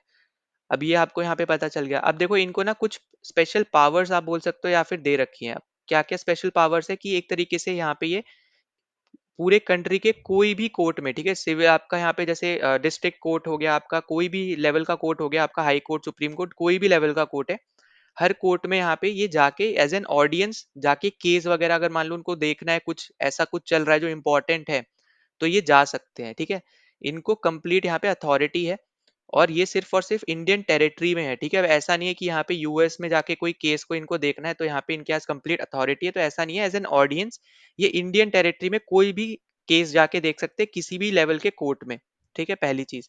दूसरी इनको यहाँ पे पावर दी गई है यहाँ पे कि पार्लियामेंट में आके ये स्पीच दे सकते हैं, ठीक है। यहाँ पे इनको पावर दी गई है एक तरीके से कि ये पार्लियामेंट में आके स्पीच दे सकते हैं, और जब स्पीच दे रहे हैं तो ऑब्वियस सी बात है यहाँ पे कि ये क्या कर रहे हैं, सेशन को अटेंड कर रहे हैं, जो भी आपका यहाँ पे सेशन चल रहा है पार्लियामेंट का, उस सेशन को ये अटेंड कर सकते हैं। तो एक तरीके से आप ये समझो, आपको ये इस तरीके से क्वेश्चन दे सकता है कि क्या आपके अटर्नी जनरल के पास ये अथॉरिटी है कि वो पार्लियामेंट के सेशन को अटेंड कर सके, तो आपका आंसर होगा हाँ, ठीक है, यस। तो यहाँ पे याद रखना कि अटेंड कर सकते हैं सेशन, साथ ही साथ ये पार्लियामेंट में स्पीच भी दे सकते हैं। बस फ़र्क आपको यहाँ पे याद रखना है, वो है कि यहाँ पे ये वोट नहीं डाल सकते हैं। ठीक है, मान लो यहाँ पे कोई एक ऐसा केस के मतलब यहाँ पे मान लो बिल चल रहा है, ठीक है, केस क्या चलता है पार्लियामेंट में, बिल चलता है, ठीक है, तो बिल आपका आया, अब उस केस में जो आपके मेंबर्स हैं वो वोट डाल के यहाँ पे बताते हैं कि आपका वो बिल पास हुआ या एक तरीके से रिजेक्ट हुआ है उस पर्टिकुलर हाउस में। तो उस पर्टिकुलर केस में ना ये आपके वोट नहीं डाल सकते, ये बस आके अटेंड कर सकते हैं सेशन और पार्लियामेंट में यहाँ पे स्पीच दे सकते हैं बस, ठीक है। और ये आपके ये तीन आप एक तरीके से समझ लो यहाँ पे इनकी पावर्स के तौर पे ही समझ सकते हो, ठीक है, इंपॉर्टेंट चीज। अब इसके बाद देखो यहाँ पे अगले स्लाइड में हम लोग डिस्कस कर लेते हैं यहाँ पे एडवोकेट जनरल के ऊपर। अब जैसे मैंने आपको बताया था कि जो आपके अटॉर्नी जनरल होते हैं ये आपके रिप्रेजेंट करते हैं यूनियन गवर्नमेंट को। तो इसी तरीके से जो आपके एडवोकेट जनरल होते हैं ना ये आपके रिप्रेजेंट करते हैं स्टेट गवर्नमेंट को, ठीक है, तो ये याद रखना। और अगर आपसे बोले कि इनको अपॉइंट कौन करता है, जैसे आपके यहाँ पे वहां पे क्या हो रहा था, वहां पे आपके प्रेसिडेंट अपॉइंट कर रहे थे ऑन द रिकमेंडेशन ऑफ आपके पीएम या फिर जो भी आपके काउंसिल ऑफ मिनिस्टर्स हैं, ठीक है। इसी सेम तरीके से यहाँ पे भी रहेगा, यहाँ पे अपॉइंटमेंट जो होंगे, अपॉइंटमेंट जो करेगा वो आपके करेंगे यहाँ पे गवर्नर, ठीक है, और यहाँ पे वही सीएम के बेसिस पे, यहाँ पे सीएम के रिकमेंडेशन के बेसिस पे, ये याद रखना। साथ ही साथ आपको ये भी याद रखना है कि यहाँ पे ये क्या आपकी टेम्पररी पोस्ट है या फिर आप इसको बोल सकते हो पार्ट टाइम पोस्ट है, ठीक है, जो है आपका यहाँ पे देखो, आप देखोगे ना सिमिलर चीजें हैं, ठीक है, बस एक चीज यहाँ पे डिफरेंस है कि वो आपकी यूनियन गवर्नमेंट को रिप्रेजेंट कर रहे हैं, दूसरा यहाँ पे कि इधर पे अगर हम देखें एडवोकेट जनरल में तो यहाँ पे ये स्टेट गवर्नमेंट को रिप्रेजेंट कर रहे हैं, ठीक है। और यहाँ पे भी वही सेम चीज बोली गई है कि अपने टाइम पीरियड में जब तक यहाँ पे ये एडवोकेट जनरल है जो भी इंसान, तो वो क्रिमिनल केसेस नहीं लड़ सकते हैं, ठीक है, यहाँ पे भी आप देखोगे तो सिमिलर ही चीज है। अब देखो यहाँ पे दूसरा डिफरेंस क्या आता है आपके, अब यहाँ पे आपको देखने को मिलेगा कि जो आपके अटॉर्नी जनरल थे ना वो इंडिया की टेरिटरी में किसी भी कोर्ट में जाके एज एन ऑडियंस वो केस को यहाँ पे स्टडी कर सकते थे, देख सकते थे, उसकी हेयरिंग अटेंड कर सकते थे, ठीक है। पर इनके लिए क्या होगा, ये सिर्फ और सिर्फ स्टेट में कोई भी कोर्ट होगा ना, सिर्फ उसमें ही यहाँ पे ये जा सकते हैं, ठीक है। तो यहाँ पे याद रखना वो आपके जो है वो अटॉर्नी जनरल जो है वो इंडिया में किसी भी कोर्ट में जा सकते हैं, पर यहाँ पे ये क्योंकि स्टेट गवर्नमेंट को रिप्रेजेंट कर रहे हैं तो स्टेट गवर्नमेंट में जो भी आपके यहाँ पे कोर्ट्स हैं, चाहे वो डिस्ट्रिक्ट लेवल के कोर्ट हो गए या फिर आपकी हाई कोर्ट हो गई, तो ये सिर्फ उन्हीं कोर्ट्स में ही जाके एज एन ऑडियंस वहां पे वो पर्टिकुलर आपका जो हियरिंग है उसको अटेंड कर सकते हैं, ठीक है। तो यहाँ पे याद रखना कि सिर्फ स्टेट के ही कोई कोर्ट में जा सकते हैं, किसी दूसरे की स्टेट में जा नहीं सकते हैं, ठीक है। तो यहाँ पे ये इंपॉर्टेंट चीज है। फिर अगला आपको यहाँ पे याद रखना है कि ये भी इनके पास पावर है कि ये स्टेट लेजिस्लेचर जो है, जैसे उनको पावर थी कि वो पार्लियामेंट में जाके स्पीच दे सकते हैं, तो इनको पावर है कि स्टेट लेजिस्लेचर में जाके स्पीच दे सकते हैं, ये आपके यहाँ पे सेशन को अटेंड कर सकते हैं, ठीक है। तो ये तो आपका यहाँ पे सिमिलर ही चीज है और आपके यहाँ पे ये वोट नहीं डाल सकते हैं, तो ये तो आपकी एकदम एग्जैक्ट सेम चीजें हैं, बस दो चीज डिफरेंट यहाँ पे याद रखनी है। वो आपके किसी भी कंट्री के कोई भी कोर्ट में जा सकते थे अटॉर्नी जनरल, और ये सिर्फ आपकी जिस स्टेट के एडवोकेट जनरल है उसी स्टेट की कोई भी कोर्ट में ये जा सकते हैं, बाकी किसी दूसरे स्टेट की कोर्ट में ये नहीं जाएंगे, ठीक है। तो ये है आपका यहाँ पे एक इंपॉर्टेंट पॉइंट। अब जैसे हमने यहाँ पे बाकी एक देखा था वो था आपका यहाँ पे कि एक आपके यूनियन गवर्नमेंट को रिप्रेजेंट कर रहा है और एक आपका यहाँ पे स्टेट गवर्नमेंट को रिप्रेजेंट कर रहा है, तो ये तो हम यहाँ पे पहले ही देख चुके हैं, तो ये चीजें तो आपको यहाँ पे पता ही होनी चाहिए, ठीक है। तो ये सब आपके यहाँ पे इंपॉर्टेंट चीजें हैं, तो प्लीज इसको यहाँ पे नोट डाउन कर लेना। और इसके रिस्पेक्ट में आपको डायरेक्ट क्वेश्चंस भी यहाँ पे देखने को मिल सकते हैं जो हमने यहाँ पे अभी तक डिस्कस किए हैं, ठीक है। इसके अलावा देखो अगर हम आगे यहाँ पे इसके रिगार्डिंग बात करते हैं तो आपके यहाँ पे ये दोनों जो है ये आपकी दोनों कॉन्स्टिट्यूशनल बॉडीज हैं, ठीक है। ये मैं आपको पहले ही बता चुका हूँ कि यहाँ पे आपके कॉन्स्टिट्यूशनल बॉडीज से अभी हाल फिलहाल में हर एक पेपर में बहुत से क्वेश्चंस आपको यहाँ पे देखने को मिले हैं, तो ये दोनों भी आपकी यहाँ पे कॉन्स्टिट्यूशनल बॉडीज हैं, तो आपको यहाँ पे इनके बारे में भी याद रखना है। इसके अलावा भी आपकी और भी कॉन्स्टिट्यूशनल बॉडीज हैं, जैसे आपके यहाँ पे national commission for schedule cast, schedule tribe और बैकवर्ड क्लासेस वाली जो आपकी तीनों नेशनल कमीशन है वो हो गए। फिर आपके special officer for linguistic minority, ठीक है, वो मैं आपको पहले करा चुका हूँ। फिर आपके यहाँ के कैग हो गए, फिर यूपीएससी हो गया, फिर आपका यहाँ पे इलेक्शन कमीशन हो गया, फिर आपका स्टेट पब्लिक कमीशन है, फिर आपका उसी के साथ यूपीएससी के जो मतलब सब डिवीजन अगर आप देखोगे तो उसी तरीके से आपका इलेक्शन कमीशन जो है उसका स्टेट इलेक्शन कमीशन जो है। तो ये सब आपके यहाँ पे इन सब देखो कॉन्स्टिट्यूशनल बॉडीज क्या होती हैं, कॉन्स्टिट्यूशनल पोस्ट क्या होती है जिनका मेंशन कॉन्स्टिट्यूशन में आपको देखने को मिले, ठीक है। जिसका मेंशन नहीं है वो एक तरीके से आप समझो कि वो कॉन्स्टिट्यूशनल बॉडी नहीं है, ठीक है। तो कॉन्स्टिट्यूशन में उसका मेंशन होना यहाँ पे जरूरी है, तो ये याद रख लेना आप, ठीक है। अब इसके अलावा देखो एक छोटा सा और पॉइंट याद रखना कि अगर आपसे बोले कि ये कौन से आर्टिकल में इनका मेंशन है, तो आर्टिकल है यहाँ पे 165, ठीक है। तो यहाँ पे ये आर्टिकल आपको याद रख लेना है, इसके रिगार्डिंग आपको यहाँ पे चीजें पूछी जा सकती है। इसके अलावा आपको यहाँ पे पूछा जा सकता है कि इनकी पावर और प्रिविलेजेस के बारे में, ठीक है, पावर एंड प्रिविलेजेस के बारे में अगर आपसे पूछता है कि यहाँ पे ये कौन से आर्टिकल में यहाँ पे दे रखा है, तो आर्टिकल है यहाँ पे 194। ठीक है, आर्टिकल 194। तो ये दो आर्टिकल्स आपको एटलीस्ट अच्छे से यहाँ पे याद रहने चाहिए। इसके अलावा यहाँ पे जो हमने अटॉर्नी जनरल के बारे में डिस्कस किया था, मैं आपको पहले बताया था कि ये तो आपका है यहाँ पे आर्टिकल 76 है ना, ये तो हम पहले यहाँ पे डिस्कस कर चुके हैं। फिर मैंने आपको यहाँ पे 105 भी बताया था, जो आपका बताता है पावर एंड प्रिविलेजेस आपके अटॉर्नी जनरल के बारे में। इसके साथ आपको एक और आर्टिकल याद रख लेना, वो है आपका यहाँ पे आर्टिकल 88, जो कि बेसिकली इनके राइट्स के बारे में बताता है। ठीक है, कि इनके पास क्या राइट्स वगैरह हैं, ये आपका यहाँ पे बताता है अटॉर्नी जनरल ऑफ इंडिया के बारे में, तो एजीआई लिख दे रहा हूँ। ठीक है, इसी तरीके से एडवोकेट जनरल की बात करेंगे तो यहाँ पे आर्टिकल 177 जो है, ये इनके राइट्स के बारे में बताता है। किनके राइट्स? आपके एडवोकेट जनरल। ठीक है, तो एडवोकेट जनरल के बारे में यहाँ पे जो भी उनके यहाँ पे राइट्स हैं, उनके बारे में बताता है। तो एजीएस मतलब है आपका एडवोकेट जनरल ऑफ स्टेट। ठीक है, तो यहाँ पे ये शॉर्ट फॉर्म में लिख रहा हूँ, पर आपको यहाँ पे चीजें पता होनी चाहिए। ठीक, तो ये हमने यहाँ पे डिस्कस कर लिया है। अब बाकी आपका अपॉइंटमेंट जो आपके प्रेसिडेंट करते हैं, वो बेसिकली यहाँ पे कुछ कंडीशंस होती हैं, वो हम यहाँ पे आगे डिस्कस कर लेंगे। ठीक है, तो सब कुछ हम एक बार में डिस्कस नहीं करेंगे, वरना आपको यहाँ पे कंफ्यूजन हो सकती है। तो धीरे धीरे करके हम सब चीजें यहाँ पे कंप्लीट कर लेंगे। ठीक है, आपके एग्जाम पॉइंट ऑफ व्यू से अगर हम बात करें, तो सारी चीज कंप्लीट कर लेंगे, और वो भी आपके एग्जाम से पहले ही। ठीक, नाउ अब चलते हैं यहाँ पे अपने अगले क्वेश्चन पे। तो देखो, अगला क्वेश्चन हमसे बोल रहा है कि सेकंड बैटल ऑफ टेरेन जो आपकी यहाँ पे हुई थी, वो कौन से साल में यहाँ पे लड़ी गई थी। ठीक है, तो ये आपसे पूछा जा रहा है। तो यहाँ पे आपको याद रखना है कि ये आपकी लड़ी गई थी यहाँ पे 1192 में। ठीक है, तो ये आपकी यहाँ पे कहाँ लड़ी गई थी? ये आपकी लड़ी गई थी 1192 में। और आपको यहाँ पे क्या याद रखना है कि आपकी ना दो बैटल ऑफ टेरेन हुई है। अब जैसे यहाँ पे सेकंड बैटल ऑफ टेरेन तो चलो यहाँ पे लिखा ही आपको दे दिया है, पर याद रखना आपकी दो ही बैटल ऑफ टेरेन आपकी हुई है। ठीक है, अब कहाँ मतलब ईयर क्या था यहाँ पे? पहला तो आपका था यहाँ पे 1191, दूसरा था आपका यहाँ पे 1192। ठीक है, किन के बीच में लड़ी गई है? तो ये आपके थे यहाँ पे पृथ्वीराज चौहान, और साथ में था आपका यहाँ पे मोहम्मद गौरी। ठीक है, मोहम्मद मोहम्मद गौरी। ठीक, अब देखो यहाँ पे अगर आपसे मान लो यहाँ पे पूछ ले कि first battle of Panipat, first battle of आपका यहाँ पे टेरेन में, ठीक है, पानीपत तो अलग हो गया, फर्स्ट बैटल ऑफ टेरेन जो है आपका यहाँ पे पहली बैटल में बेसिकली क्या हुआ था, कौन जीता था? तो याद रखना कि इस पर्टिकुलर पहली वाली बैटल में आपके पृथ्वीराज चौहान जीते थे, और मोहम्मद गौरी यहाँ पे हार गया था। और पृथ्वीराज चौहान ने इसको मतलब एक तरीके से आप समझो कि वापस इसको छोड़ दिया था। ठीक है, जिंदा छोड़ दिया था, ऐसे समझ जाओ। अब सेकंड में क्या हुआ कि यहाँ पे वापस आया, अटैक करा, और इस पर्टिकुलर बैटल में फिर पृथ्वीराज चौहान हार गए थे, और मोहम्मद गौरी यहाँ पे जीत गया था। और ये जीता था यहाँ पे एक जयचंद करके एक रूलर हुआ करते थे उस टाइम पे, उनकी हेल्प से। ठीक है, तो जयचंद ने बेसिकली यहाँ पे हेल्प करी थी यहाँ पे पृथ्वीराज को हराने के लिए, मोहम्मद गौरी की, क्योंकि जयचंद की जो बेटी थी उनकी यहाँ पे शादी हुई थी पीआर चौहान से। ठीक है, पृथ्वीराज चौहान से। तो वो चीज यहाँ पे इनको अच्छी नहीं लगती थी जयचंद को। ठीक है, ये चीज बस आपको यहाँ पे याद रखनी है। फिर जयचंद को भी यहाँ पे मोहम्मद गौरी ने एक बैटल में हरा दिया था, और वो बैटल भी आपसे यहाँ पे पूछी जाती है, तो वो याद रख लेना। और इसका यहाँ पे नाम है बैटल ऑफ चंदावर।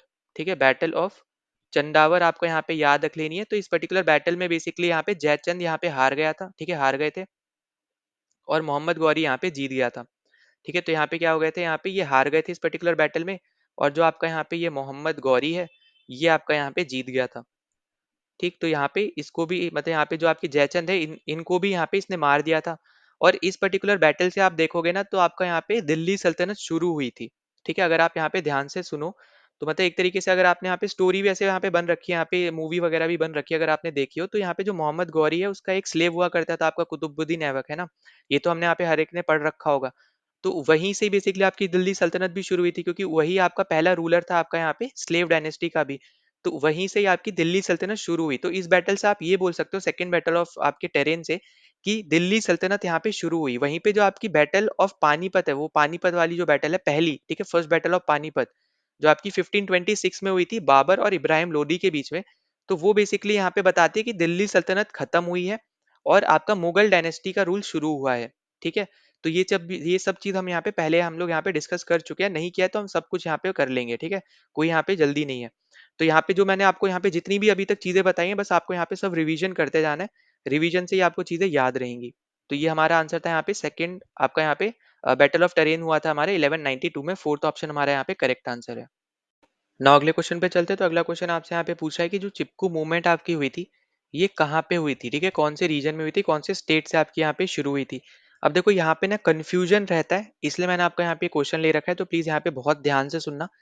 अगर आपको यहाँ पे कभी बोले चिपकू मूवमेंट जो आपकी थी, ठीक है, ये आपको पूछ रहा है बेसिकली यहाँ पे जो ओरिजिनल हुई थी, मतलब सबसे पहले जो आपको देखने को मिली थी वो चिपकू मूवमेंट आपसे पूछी जा रही है।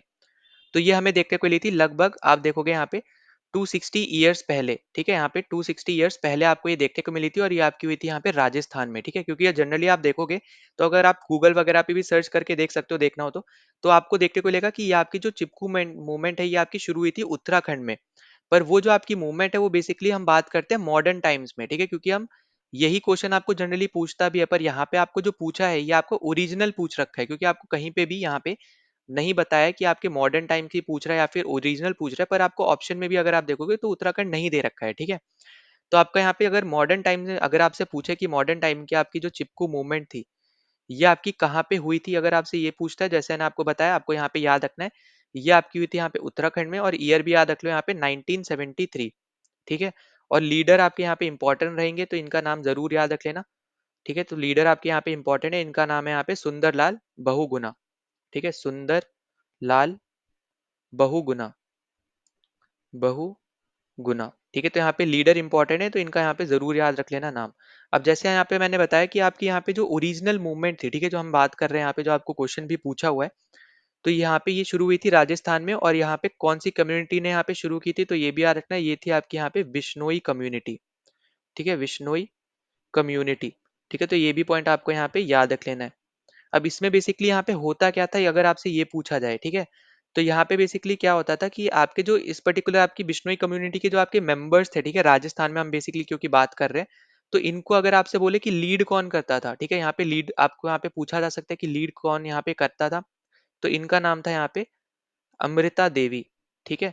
तो अगर आपको यहाँ पे बोले ओरिजिनल आपकी जो चिपकू मूवमेंट है यहाँ पे उसके लीडर कौन थे, एक तरीके से इस तरीके से पूछा जाए, तो आपके यहाँ पे वो क्योंकि बिश्नोई कम्युनिटी से आपके यहाँ पे मूवमेंट शुरू हुई है, तो इनको यहाँ पे लीड करती थी यहाँ पे अमृता देवी।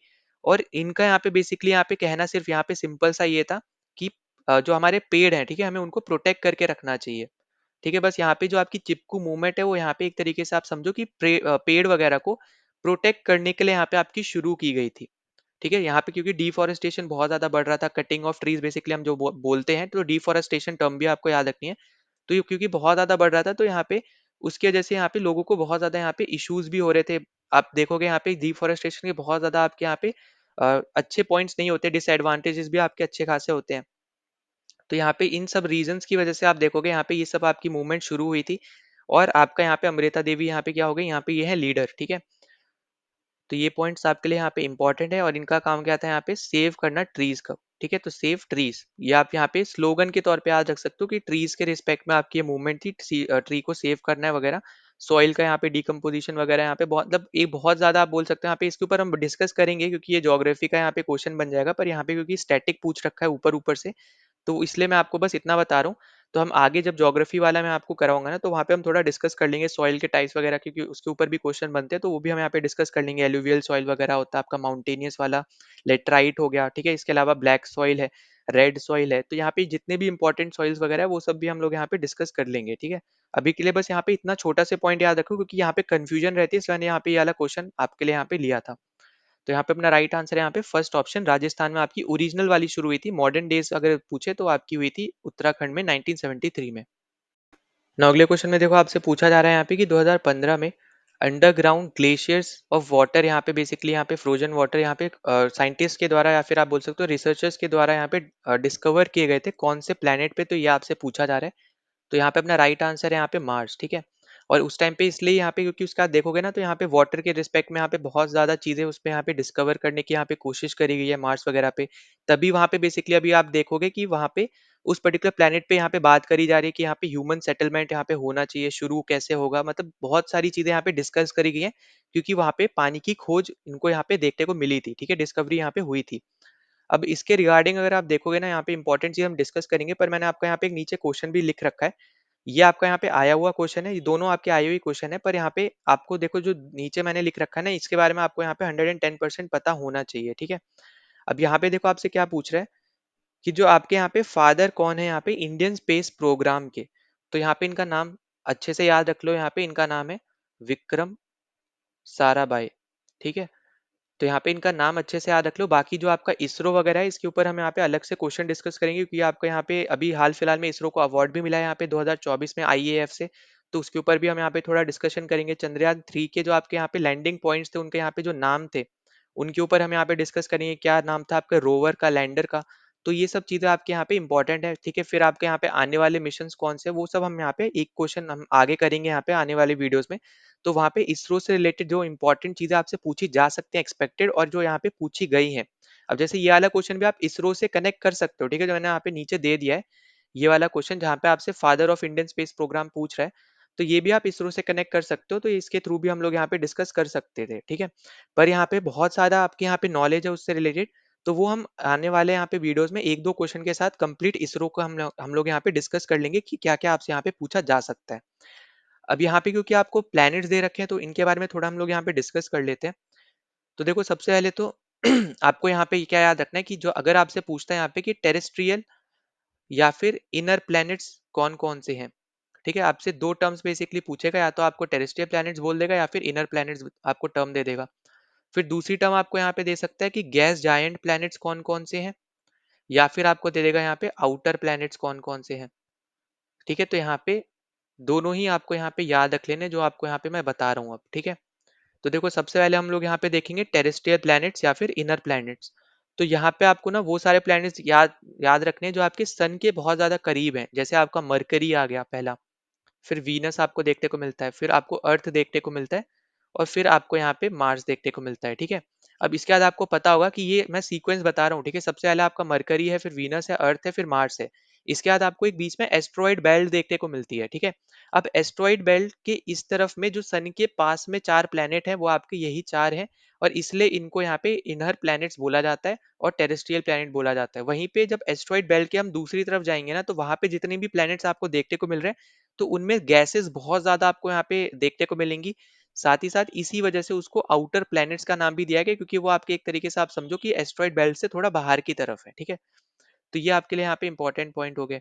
अब जैसे यहाँ पे कौन कौन से हो गए, जैसे आपका हो गया यहाँ पे जुपिटर, फिर आपका हो गया यहाँ पे सैटर्न, ठीक है, फिर आपका हो गया यहाँ पे यूरेनस, और लास्ट आपका हो गया यहाँ पे नेपच्यून, ठीक है। प्लूटो आपका यहाँ पे प्लेनेट नहीं है, तो यहाँ पे प्लीज याद रखना, ये बेसिकली अब प्लूटो जो है आपका डार्क प्लेनेट के अंदर आएगा, ठीक है। तो वो आपका यहाँ पे अलग सिनेरियो है, वो अलग चीज है, उसके ऊपर हम बाद में कभी डिस्कस करेंगे। पर इतना बस याद रख लेना कि जो आपका यहाँ पे प्लूटो है, वो बेसिकली आपका अब यहाँ पे ड्राफ्ट प्लेनेट है, ठीक है। प्लेनेट नहीं है, वो आपका यहाँ पे ड्राफ्ट प्लेनेट है, ठीक।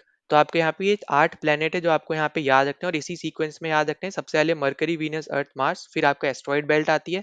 उसके बाद आपको जुपिटर, सैटर्न, यूरेनस, फिर आपको नेपच्यून देखने को मिलता है, ठीक है। उसके बाद प्लूटो है, पर प्लूटो आपका प्लैनेट में काउंट नहीं होता है।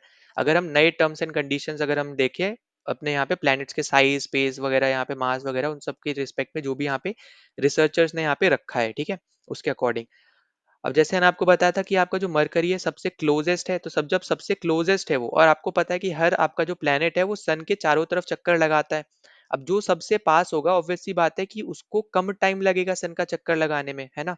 क्योंकि उसका यहाँ पे जो रेवोल्यूशन होगा, बेसिकली जो उसका पाथ होगा, वो सबसे छोटा होगा। तो यहाँ पे इससे भी याद रखना कि एक तो सबसे क्लोजेस्ट है ये, ठीक है। यहाँ पे क्लोजेस्ट आपको यहाँ पे वर्ड याद रखना है। फिर दूसरा आपको वर्ड याद रखना है यहाँ पे कि ये सबसे छोटा भी है, ठीक है। तो स्मॉलेस्ट भी आपका यहाँ पे यही, अगर आपसे पूछे कि स्मॉलेस्ट प्लेनेट आपके सोलर सिस्टम में कौन सा है, तो वो आपका मरकरी ही होगा। फिर आपको यहाँ पे अगर पूछे कि फास्टेस्ट कौन सा है, ठीक है, यहाँ पे कवर करने का यहाँ पे एक तरीके से समझो कि कंप्लीट एक सर्कल लगाने में, तो वो भी आपका मरकरी है, ठीक है। फास्टेस्ट, स्मॉलेस्ट और क्लोजेस्ट तीनों आपके यहाँ पे मरकरी ही है। फिर इंपॉर्टेंट चीज आपको याद रखनी है, क्योंकि ये बहुत ज्यादा सन से पास है, तो यहाँ पे कोई भी आपको वाटर सोर्स देखने को नहीं मिलता है। और कोई ऐसा, जैसे आपकी नाइट्रोजन, हाइड्रोजन, ऑक्सीजन वगैरह, जो आपकी गैसेस वगैरह हो गई, CO2 हो गई, ये सब भी आपको वहां पे देखने को नहीं मिलती है। अब उसके बाद आपको दे रखा है यहाँ पे वीनस। अब देखो, वीनस और अर्थ में बहुत ज्यादा आप बोल सकते हो थोड़ी बहुत सिमिलैरिटी टाइप अगर आप देखोगे, तो इसको यहाँ पे बेसिकली बोला जाता है यहाँ पे अर्थ ट्विन्स, ठीक है। तो इसको यहाँ पे अर्थ का ट्विन बोला जाता है। साथ ही साथ याद रखना, हमारे पूरे सोलर सिस्टम में सबसे हॉटेस्ट प्लेनेट आपका यहाँ पे वीनस ही है। फिर इसके अलावा आपको याद रखना है कि सबसे अगर ब्राइटेस्ट प्लेनेट बोला जाए, तो वो भी आपका कौन सा है यहाँ पे, वो भी आपका यहाँ पे वीनस है। फिर आपको याद रखना है कि इसी को हम लोग यहाँ पे इवनिंग स्टार के नाम से भी जानते हैं, और इसी को ही हम लोग यहाँ पे मॉर्निंग स्टार के नाम से भी जानते हैं, ठीक है। तो यहाँ पे ये दोनों नाम भी आपको यहाँ पे याद रख लेना वीनस के, ठीक है। तो ये आपका रहेगा सबसे इंपॉर्टेंट चीज़ जो आपको यहाँ पे याद रखनी है कि अर्थ ट्विन भी बोलते हैं, हॉटेस्ट प्लैनेट भी है। फिर आपका यहाँ पे ब्राइटेस्ट स्टार भी है, मॉर्निंग स्टार है, इवनिंग स्टार है, सब आप इस तरीके से याद रख लो। फिर आपको यहाँ पे एक इंपॉर्टेंट चीज़ है जो आपको यहाँ पे देखो क्या याद रखना है, वीनस के बारे में जब हम बात करेंगे, तो वीनस जो है ना आपका यहाँ पे ये आपका रोटेट अलग डायरेक्शन में करता है एक तरीके से, ठीक है? यहाँ पे ये रोटेट करता है क्लॉकवाइज़ डायरेक्शन में। क्लॉकवाइज़ डायरेक्शन में आपका यहाँ पे क्या करता है, ये रोटेट करता है। क्लॉकवाइज डायरेक्शन में ये आपका करता है यहाँ पे रोटेट, ठीक है। फिर जो आपको यहाँ पे अर्थ आ जाता है अब अगला। अब अगर अर्थ में आपको हर एक को पता है यहाँ पे अर्थ को ब्लू प्लेनेट बोलते हैं, ठीक है, क्योंकि हमें यहाँ पे पानी सबसे ज्यादा देखने को मिलता है इसलिए भी। फिर इसकी एक सैटेलाइट है जिसको हम मून बोलते हैं। ये तो आपकी बहुत ईजी चीजें हो गई इसलिए मैं यहाँ पे लिख नहीं रहा हूँ, ठीक है। अब यहाँ पे नेक्स्ट आ जाता है मार्स। मार्स का आपको पता होना चाहिए, तो इसको यहाँ पे याद रखना है। इसको हम लोग बोलते हैं यहाँ पे रेड प्लेनेट, ठीक है। इसको क्या बोलते हैं, हम लोग बोलते हैं रेड प्लेनेट। इसके पास दो सैटेलाइट है, मतलब दो यहाँ पे इसके पास मून है। एक का नाम है यहाँ पे फोबोस और दूसरे का नाम है यहाँ पे डेमोस, ठीक है, डाइमोस या डीमोस। तो ये दोनों चीजें आपको यहाँ पे याद रखनी है। फिर आपको यहाँ पे और क्या याद रख लेना है, यहाँ पे नीचे लिख दे रहा हूँ। तो मार्स जो है ना आपका, ये सेकंड स्मॉलेस्ट प्लेनेट है आपके यहाँ पे पूरे सोलर सिस्टम में, ये आपको यहाँ पे याद रख लेना है, ठीक है। फिर इसके अलावा आप यहाँ पे चलते हैं अब अगले यहाँ पे प्लेनेट पे, जो है आपका यहाँ पे जुपिटर। अब जुपिटर जो है ये आपका लार्जेस्ट प्लेनेट है आपके पूरे सोलर सिस्टम में, ठीक है। सबसे पहली चीज आपको याद रखना है। अब देखो यहाँ पे प्लूटो छोटा है, वो डॉफ प्लेनेट तभी उसको बोला जा रहा है, पर वो प्लेनेट नहीं है। तो ये प्लीज यहाँ पे ध्यान से सुनना। प्लैनेट्स अगर में पूछा जाए आपसे, तो सबसे छोटा मरकरी है, फिर आपका यहाँ पे मार्स है, ठीक है। ड्वार्फ प्लैनेट आपके प्लैनेट के अंदर काउंट नहीं होते हैं, ठीक है, वो आपका अलग कैटेगरी है, ठीक है। तो यहाँ पे प्लीज इसके ऊपर ध्यान से इसको यहाँ पे देखना। फिर नेक्स्ट चीज देखो यहाँ पे, जैसे हमने बात करी, आपका हो गया यहाँ पे लार्जेस्ट। फिर इसमें ना आपको एक ग्रेट रेड स्पॉट आपको देखने को मिलेगा, ठीक है। रेड स्पॉट आपको यहाँ पे देखने को मिलेगा, जो कि एक तरीके से अगर आप देखोगे ना, ये बेसिकली एक बहुत बड़ा स्टॉर्म है जो आपको हमेशा देखने को मिलेगा यहाँ पे जुपिटर के सरफेस पे चलता रहता है। तभी आप कभी भी इमेज वगैरह भी खोलोगे ना, तो यहाँ पे जो भी इमेजेस फेमस वगैरह है यहाँ पे जुपिटर की, उस पर आपको एक रेड कलर का यहाँ पे एक साइक्लोन जैसा या फिर स्टॉर्म जैसा आपको एक स्ट्रक्चर देखने को मिलेगा यहाँ पे उसके सरफेस पे। वो बेसिकली यहाँ पे एक जाइंट स्टॉर्म ही है, जिसको हम लोग ग्रेट रेड स्पॉट के नाम से जानते हैं, ठीक है। तो ये चीज आपको यहाँ पे याद रख लेनी है। इसके अलावा आपको यहाँ पे याद रखना है कि यहाँ पे ना 4 इसके मून है जो सबसे ज्यादा फेमस है। कौन कौन से हैं वो? तो देखो, एक हो गया आपका जैसे यहाँ पे यूरोपा, ठीक है। फिर एक है यहाँ पे लो, फिर एक है यहाँ पे गैनीमेड, और आपका लास्ट वाला है, इसका नाम है यहाँ पे सेलिस्टो, ठीक है। तो यहाँ पे ये 4 इंपॉर्टेंट मून्स है, तो इसको भी यहाँ पे याद रख लेना। इसके पास ना रिंग्स होती हैं, पर अनक्लियर रिंग है, ठीक है, एकदम क्लियर नहीं है, आप इसको पहचान नहीं पाओगे कि इसके पास रिंग है या फिर नहीं है, ठीक है। तो अनक्लियर रिंग आपको यहाँ पे देखने को मिलेंगी, अनक्लियर रिंग आपको देखने को मिलेंगी यहाँ पे जुपिटर पे, ठीक है, जुपिटर के अराउंड। फिर अगर आप सर्टेन पे चलते हो, अब सर्टेन देखो आपका यहाँ पे सेकंड लार्जेस्ट है, ठीक है, याद रखना सेकंड लार्जेस्ट है, ये वाला लार्जेस्ट है, सैटर्न आपका सेकंड लार्जेस्ट है। ये आपका गैस गैस प्लैनेट है, ऑब्वियस सी बात है, क्योंकि हम गैस जाइंट हम लिस्ट पे देख रहे हैं, तो आपके यहाँ पे जितने भी है सब आपके गैस जाइंट ही रहने वाले हैं। इसके अलावा आपको यहाँ पे याद रखना है कि जो इसका सबसे इंपॉर्टेंट मून है वो है यहाँ पे टाइटन, ठीक है, क्योंकि ये सबसे लार्जेस्ट मून है आपके यहाँ पे सैटर्न का, ठीक। तो ये चीजें आपको यहाँ पे याद रख लेनी, ये भी आपसे यहाँ पे पूछी जा सकती है। और बाकी तो आपको पता ही है यहाँ पे कि इसके पास भी यहाँ पे रिंग है, जो आपसे जनरली आपको इमेजेस वगैरह में भी आपको यहाँ पे देखने को मिलता है, ठीक है। अब उसके बाद हम चलते हैं यहाँ पे यूरेनस पे। तो यूरेनस आपका यहाँ पे अगर हम देखें, तो ये आपका ग्रीन कलर में आपको देखने को मिलता है। ये आपका थर्ड लार्जेस्ट आपकी यहाँ पे सेलेस्टियल बॉडी है, बोल लो प्लैनेट बोल लो, ठीक है। प्लैनेट हम लोग बोलेंगे तो प्लैनेट आपका सबसे बड़ा, आपका अगर देखेंगे तो उसमें थर्ड नंबर पे आता है। इसके साथ साथ आपको याद रखना है कि ये आपका ऐसा दूसरा प्लैनेट है जो आपका क्लॉकवाइज डायरेक्शन में रोटेट करता है। बाकी जितने भी बचे हुए 6 प्लैनेट है ना, ये सब आपके एंटी क्लॉकवाइज घूमते हैं। बस आपके यूरेनस और वीनस, ये जो 2 प्लैनेट्स हैं, ये आपके क्लॉकवाइज डायरेक्शन में ही रोटेट होते हैं, ठीक है। तो यहाँ पे ये इंपॉर्टेंट है जो आपको यहाँ पे याद रखना है। फिर साथ में याद रख लेना, इसको हम लोग यहाँ पे आइस जाइंट के नाम से भी हम लोग यहाँ पे जानते हैं। फिर नेपच्यून की बात कर लेते हैं। अब देखो, नेपच्यून आपका सबसे दूर है यहाँ पे आपके सन से, ये तो आपको यहाँ पे पता ही चल रहा है। साथ ही साथ याद रखना है, ये आपको ना कुछ ब्लू कलर में आपको कुछ देखने को मिलता है, ये आपका एक रहेगा इंपॉर्टेंट। बाकी इसको भी यहाँ पे आइस जाइंट के नाम से भी जानते हैं, ठीक है। तो ये भी आपका यहाँ पे इंपॉर्टेंट है, तो इसको भी आपको यहाँ पे याद रख लेना है। तो ये आपके थे यहाँ पे इंपॉर्टेंट चीजें हैं जो हमने यहाँ पे डिस्कस करी, तो इससे रिगार्डिंग आपको यहाँ पे क्वेश्चन जरूर यहाँ पे देखने को मिल सकता है। ना अगले क्वेश्चन पे चलते हैं। तो देखो, अगले क्वेश्चन हमसे पूछा जा रहा है कि सबसे ज्यादा कल्टीवेटेड होने वाली क्रॉप इंडिया में कौन सी है, ठीक है। सबसे ज्यादा बेसिकली आपसे बोल रहा है कि यहाँ पे कौन सी क्रॉप यहाँ पे उगाई जाती है। तो याद रखना ये जो क्रॉप है ये बेसिकली आपकी 40% जो आपकी यहाँ पे इंडिया की लैंड है, वहाँ पे आपको देखने को मिलेगी, जहाँ-जहाँ पे खेती वगैरह होती है उसमें से 40% लैंड पे आपको देखने को मिलती है, और ये इसका यहाँ पे आंसर हो जाएगा राइस, ठीक है। तो फर्स्ट ऑप्शन हमारा यहाँ पे करेक्ट हो जाएगा। फिर अगर मान लो आपसे पूछता है यहाँ पे हाईएस्ट प्रोड्यूसर कौन है, आपसे इस तरीके से अगर मान लो यहाँ पे क्वेश्चन पूछ ले कि हाईएस्ट आपका प्रोड्यूसर कौन है यहाँ पे राइस का इंडिया के अंदर, तो यहाँ पे याद रखना सबसे पहले आपका आता है यहाँ पे वेस्ट बंगाल, और वेस्ट बंगाल के बाद आ जाएगा आपका यहाँ पे यूपी, ठीक है। तो टॉप 2 तो आपको यहाँ पे पता होना चाहिए। इसके अलावा आपको यहाँ पे याद रखना है कि ये आपकी एक खारिफ क्रॉप है, ठीक है, खारिफ क्रॉप है। अब खारिफ क्रॉप मतलब यहाँ पे एक तरीके से आप ऐसे समझ जाओ यहाँ पे कि ये आपकी यहाँ पे विंटर के टाइम पे यहाँ पे क्या करी जाती है, यहाँ पे हार्वेस्ट करी जाती है, ठीक है। तो यहाँ पे ये भी याद रखना है यहाँ पे कि ये खारिफ क्रॉप है, और ये आप ऐसे समझ लो यहाँ पे कि विंटर राइस के नाम से भी क्योंकि इसको यहाँ पे जाना जाता है, पर ऐसे विंटर राइस वाली जो टर्म है शायद ही आपको पूछी जाए, पर अगर पूछता है तो वो इसलिए भी पूछ रहा है क्योंकि ये खारिफ क्रॉप है, ठीक है। इसी वजह से यहाँ पे आपसे पूछा जा रहा है, क्योंकि ये क्या आपकी एक खारिफ क्रॉप है जो कि बेसिकली आपकी यहाँ पे विंटर से रिलेटेड है, विंटर में आपकी हार्वेस्ट की जाती है। तो ये इंपॉर्टेंट चीज़ है जो आपको यहाँ पे याद रखनी है, नवंबर दिसंबर में आपको ये चीज़ें देखने को मिलेंगी, ठीक है। तो यहाँ पे इंपॉर्टेंट पॉइंट हो गया हमारे यहाँ पे, तो ये आपसे पूछा जा सकता है क्योंकि देखो लगाई तो आपकी कब जाती है, यहाँ पे जून जुलाई में लगाई जाती है, पर हार्वेस्ट कब होती है, हार्वेस्ट आपकी होती है आपकी नवंबर और दिसंबर में, ठीक है। तो ये आपको यहाँ पे इंपॉर्टेंट चीज़ है जो आपको यहाँ पे याद रख लेना है। अब देखो इसके अलावा अगर हम यहाँ पे बात करते हैं इसके रिगार्डिंग, अगर हम और इम्पोर्टेंट चीज़ों के ऊपर अगर हम यहाँ पे बात करें, तो देखो सबसे पहले आपको यहाँ पे क्या-क्या चीज़ें पता होना चाहिए कि जो आपका राइस है ना, अगर हम राइस के रिस्पेक्ट में ही बात करते हुए चल रहे हैं, तो इंडिया आपका यहाँ पे सेकंड लार्जेस्ट आपका प्रोड्यूसर है ये, ठीक है। इंडिया जो है यहाँ पे हम इंडिया के रिस्पेक्ट में बात करें, अभी हमने यहाँ पे स्टेट के रिस्पेक्ट में बात करी कि हाईएस्ट वेस्ट बंगाल, फिर आपका यूपी, और खारिफ क्रॉप है तो ये विंटर में हार्वेस्ट की जाती है, उगाई आपकी यहाँ पे जून जुलाई में यहाँ पे लगाई जाती है, फिर आपकी नवंबर दिसंबर में हार्वेस्ट की जाती है, ठीक है। अब यहाँ पे जैसे मैंने आपको बताया कि इंडिया अगर राइस के रिस्पेक्ट में अगर हम बात करें तो इंडिया सेकंड लार्जेस्ट प्रोड्यूसर है यहाँ पे, ये तो ये आपको यहाँ पे याद रखना है। अगर आपसे पूछता है यहाँ पे कि फर्स्ट कौन है, तो फर्स्ट है आपका यहाँ पे चाइना, ठीक है। तो ये पॉइंट आपको यहाँ पे याद रख लेना, फर्स्ट आपका हो जाएगा यहाँ पे चाइना, ठीक है।